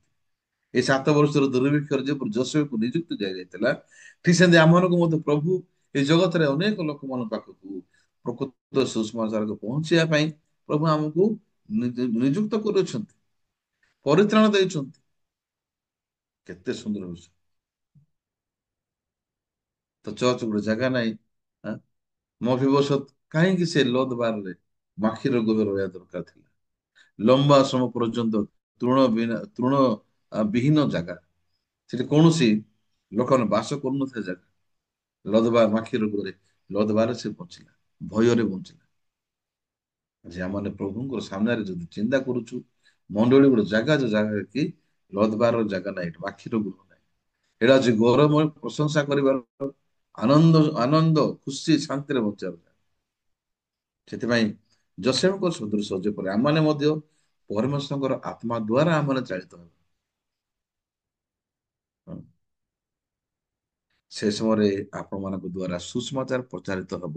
ଆପଣମାନଙ୍କ ଦ୍ଵାରା ଲୋକମାନେ, ଆପଣମାନଙ୍କର କାଉନସିଲିଂ ଦ୍ଵାରା ଲୋକମାନେ ମଦ ଛାଡିବେ। ଆମମାନଙ୍କର ବାକ୍ୟ କହିବା ଦ୍ଵାରା, ଆମମାନଙ୍କ ସହାୟତା ଦ୍ଵାରା ଅନେକ ପରିବାର ସଜାଡି ହେଇଯିବ। ଅନେକ ମଧୁଆ ମାନେ ବାହାରିଯିବେ, ବାବା ସେମାନେ ମୁକ୍ତ ହେଇଯିବେ ମଧୁ। ବିଭିନ୍ନ ପ୍ରକାର ମାଧ୍ୟମରେ ଆମମାନେ ସୁସମାଚାର ପ୍ରଚାର କରିପାରିବା। ହଁ, ବେଶୀ ବଡ ଗ୍ୟାଦରିଂ ଦରକାର ନାହିଁ। ଛୋଟ ଛୋଟ ମିଟିଂ, 3 ଜଣ, 4 ଜଣ, 5 ଜଣ, 6 ଜଣ। ପ୍ରଥମ ହଉଛି ମୋ ପାଖରେ ଇଣ୍ଟରେଷ୍ଟ ଅଛି। ପ୍ରଥମେ ହଉଛି ମୋର ହୃଦୟ ଭିତରେ ମୁଁ ଖୁସି ଅଛି କି? ପ୍ରଥମେ ମୋର ହୃଦୟ ଭିତରେ ମୁଁ ଅ, ଲାଭବାନ ଭାବୁଛି କି? ଏ ବିଷୟ କରିବା ଦ୍ୱାରା ପ୍ରଭୁ ଲାଭ ମୋର ବେଶୀ ଲାଭ ଅଛି ବୋଲି ଯଦି ମୁଁ ଫିଲ୍ କରିବି ଜାଣିପାରିବି ତାହେଲେ ମୁଁ କଣ ପାଇଁ କରିବି? ସେଥିପାଇଁ ଭାଇ ଭଉଣୀ ମାନେ ସମସ୍ତେ ଚାଲ ଆମମାନେ ଧାର୍ମିକ ହେଲା ପରେ ଯୋଉ ଜୀବନ ପ୍ରଭୁ ଆମକୁ ଦେଇଛନ୍ତି ସେ ଜୀବନକୁ ଆମର ଚର୍ଚ୍ଚ ଭିତରେ ବହୁତ କାମ ଅଛି। ଗତକାଲି ମଧ୍ୟ ମୁଁ ମେସେଜ କଲି, କୌଣସି ମେସେଜର ରିପ୍ଲାଏ ଆସିଲା। ମୁଁ ଜାଣି ନାହିଁ କଣ ପାଇଁ ରିପ୍ଲାଏ ଦଉନାହାନ୍ତି ଆପଣ। ନାଇଁ ଲେଖି ଆସୁଛି ଆସୁନାହିଁ ଭୁଲିଗଲେ ନା ଆଉ କଣ ଅନ୍ୟ ଅ, ଅଛି କାରଣ। ଇଭେନ ସେଠି ଲେଖା ଗୋଟେ ବିଷୟ ପଚରା ଯାଉଛି ଗ୍ରୁପରେ, ସେଠି ୟେସ୍ କି नो ବୋଲି ମଧ୍ୟ ଲେଖା ଆସୁନି reply। ଯେ ମୁଁ ହ୍ୱାଟ୍ସଆପ ଗ୍ରୁପକୁ ବନ୍ଦ କରିଦେବି ତା ଦରକାର ନାହିଁ। ଯଦି ଆମର କମ୍ୟୁନିକେସନ ଯଦି ହେଇପାରିବନି ତାହେଲେ କେମିତି?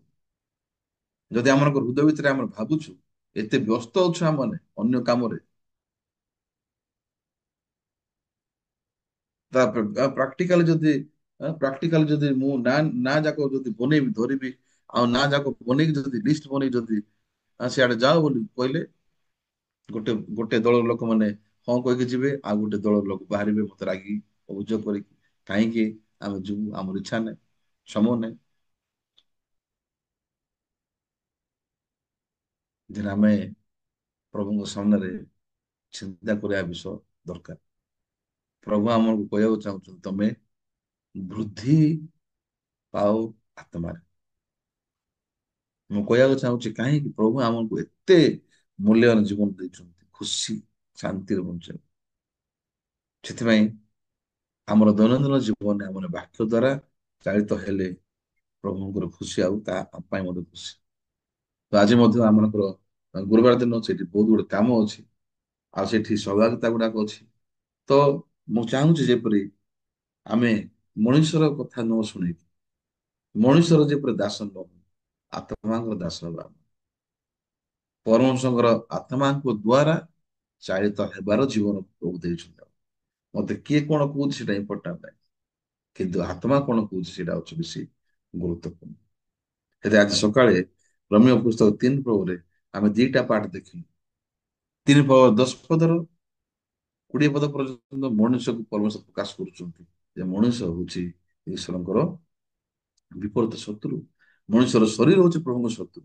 ଏ ଶରୀର ଦ୍ଵାରା କଦର୍ଯ୍ୟ ସେ ବାହାରି ଆସିବ। କିନ୍ତୁ ସେକେଣ୍ଡ ପାର୍ଟରେ 21 ପଦରେ 21 ପଦରୁ ଶେଷ ପଦ ପର୍ଯ୍ୟନ୍ତ ପ୍ରଭୁ ଅଲଗା ପାଠ ଦେଖଉଛନ୍ତି ଯେ କେମିତି ପ୍ରଭୁ ଯୀଶୁଙ୍କୁ ଦେଲେ, କେମିତି ପ୍ରଭୁ ନିଜର ଧାର୍ମିକତାକୁ ପ୍ରକାଶ କଲେ। ହଁ ପ୍ରଭୁ କେମିତି ବର୍ତ୍ତମାନ ଆମକୁ ଅଲଗା କଲେ ଶରୀର ଠାରୁ। ସେଥିପାଇଁ ରୋମିଓ 3 ର 10 ରୁ 20 ପଦ ପର୍ଯ୍ୟନ୍ତ ଆମମାନେ, ଆଉ 21 ପଦରୁ 31 ପଦ ପର୍ଯ୍ୟନ୍ତ ଆମର ଯଦି ଦେଖୁଛୁ ତାହେଲେ ଦିଟା ଭାଗ, ଗୋଟେ ଭାଗ ଶରୀରର ପ୍ରକାଶ, ଆଉ ଗୋଟେ ଭାଗ ଆତ୍ମାର ପ୍ରକାଶ। ଆମମାନେ ଏ ଶରୀର ଠାରୁ ସ୍ଥାନାନ୍ତର ହେଇକି ଆମମାନେ ଆତ୍ମାଙ୍କ ପାଖକୁ ସ୍ଥାନାନ୍ତର ହେଇସାରିଛୁ ଆମେ। ସେଥିପାଇଁ ମୁଁ କହିବାକୁ ଚାହୁଁଛି ଆମମାନେ ପରମେଶ୍ୱରଙ୍କର ସାମ୍ନାରେ ଖୁସି ଶାନ୍ତି ଆନନ୍ଦ ସ୍ୱାଧୀନତାରେ ପ୍ରଭୁ ଆମକୁ ଦେଇଛନ୍ତି ବଞ୍ଚିବା। ପ୍ରତ୍ୟେକ ଭାଇ ଭଉଣୀ ମାନେ ମୂଲ୍ୟବାନ, ପ୍ରତ୍ୟେକ ଭାଇ ଭଉଣୀ ମାନେ ଶକ୍ତିଯୁକ୍ତ ପ୍ରଭୁ ଆପଣଙ୍କୁ ବନେଇଛନ୍ତି। ଆପଣମାନଙ୍କ ଭିତରେ ବହୁତ ଗୁଡେ ଜ୍ଞାନ ବୁଦ୍ଧି ପ୍ରଭୁ ଦେଇଛନ୍ତି। ଏ ସୁଷମାଚାର ଯାହା ଭିତରେ ଅଛି ପ୍ରଭୁ ତାକୁ ସବୁ ପ୍ରକାର ବୁଦ୍ଧି ଜ୍ଞାନ ଦେଇଅଛନ୍ତି।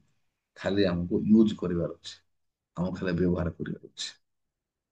ସେଥିପାଇଁ ମୁଁ ଆଶା କରୁଛି ଯେପରି ଆମମାନେ ଆମର କାମକୁ ବୃଦ୍ଧି କରିବା, ପ୍ରଚାରକୁ ବୃଦ୍ଧି କରିବା, ଚର୍ଚ୍ଚର କାମ ଗୁଡାକ ମଧ୍ୟ ଅଛି ସେଟା ମଧ୍ୟ ଆମର ବିଶ୍ୱସ୍ତାରେ କରିବା। ସେଥିପାଇଁ ପ୍ରତ୍ୟେକ କ୍ଷେତ୍ରରେ ପ୍ରଭୁଙ୍କର ଅନୁଗ୍ରହ ଦ୍ଵାରା ଆମମାନେ ଆଗକୁ ବଢିବା। ପ୍ରଭୁ ଆମକୁ ବିଶ୍ୱାସ ଦ୍ଵାରା ବଢଉଛନ୍ତି। ସେଥିପାଇଁ ଶୁଣିକି ବଞ୍ଚିବା ଲୋକ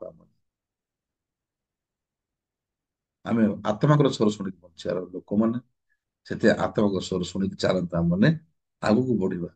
ଆଉ ଏ ସପ୍ତାହରେ ମଧ୍ୟ ଯେପରି ଅଧିକ ପ୍ରଚାର କରିପାରିବେ ଅନେକ ଲୋକମାନେ, ସେଥିପାଇଁ ପ୍ରଭୁ ଆମ ସମସ୍ତଙ୍କୁ ବ୍ୟବହାର କରିବା ପାଇଁ ଚାହୁଁଛନ୍ତି। ପ୍ରତ୍ୟେକ ୟୁଥ ମାନେ ମଧ୍ୟ ମ୍ୟୁଜିକ କନସର୍ଟ ପାଇଁ ଭାଇ ଭଉଣୀ ମାନେ ଆମେ ସମସ୍ତେ ଲାଗି ପଡିବା। ବର୍ତ୍ତମାନ ମଣ୍ଡଳୀ ଯାହା ବି କହୁଛି ଆମେ ତାହା ଅନୁସାରେ ଆମେ ଆଗକୁ ବଢିବା ବୋଲି ମୁଁ ଆଶା କରୁଛି। ଠିକ ଅଛି, ଏତିକି କହିବି, ପ୍ରାର୍ଥନା କରିବା।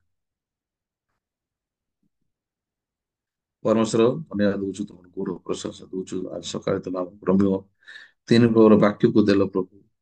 ଆମର ଗୋଟେ ପଟେ ଦେଖିଲେ ଆମମାନଙ୍କର ଶରୀରରେ ସେଠି କୌଣସି ଉତ୍ତମ ବିଷୟ ବାସ କରେ ନାହିଁ, କିନ୍ତୁ ପାଉଲ ଯେପରି ହବ ତାଙ୍କର ହୃଦୟକୁ ସେ ସାକ୍ଷ୍ୟ ଦଉଛନ୍ତି ଯେ ସତରେ ତାଙ୍କ ଶରୀର ହଉଛି ମୃତ୍ୟୁର ଶରୀର ବୋଲି ଆବିଷ୍କାର କଲେ, ଯୋଉ ଦ୍ଵାରା ସେ ମୃତ୍ୟୁର ଶରୀର ଠାରୁ ପୃଥକ ହେବା ପାଇଁ ସେ ଅନୁଗ୍ରହ ପାଇଲେ।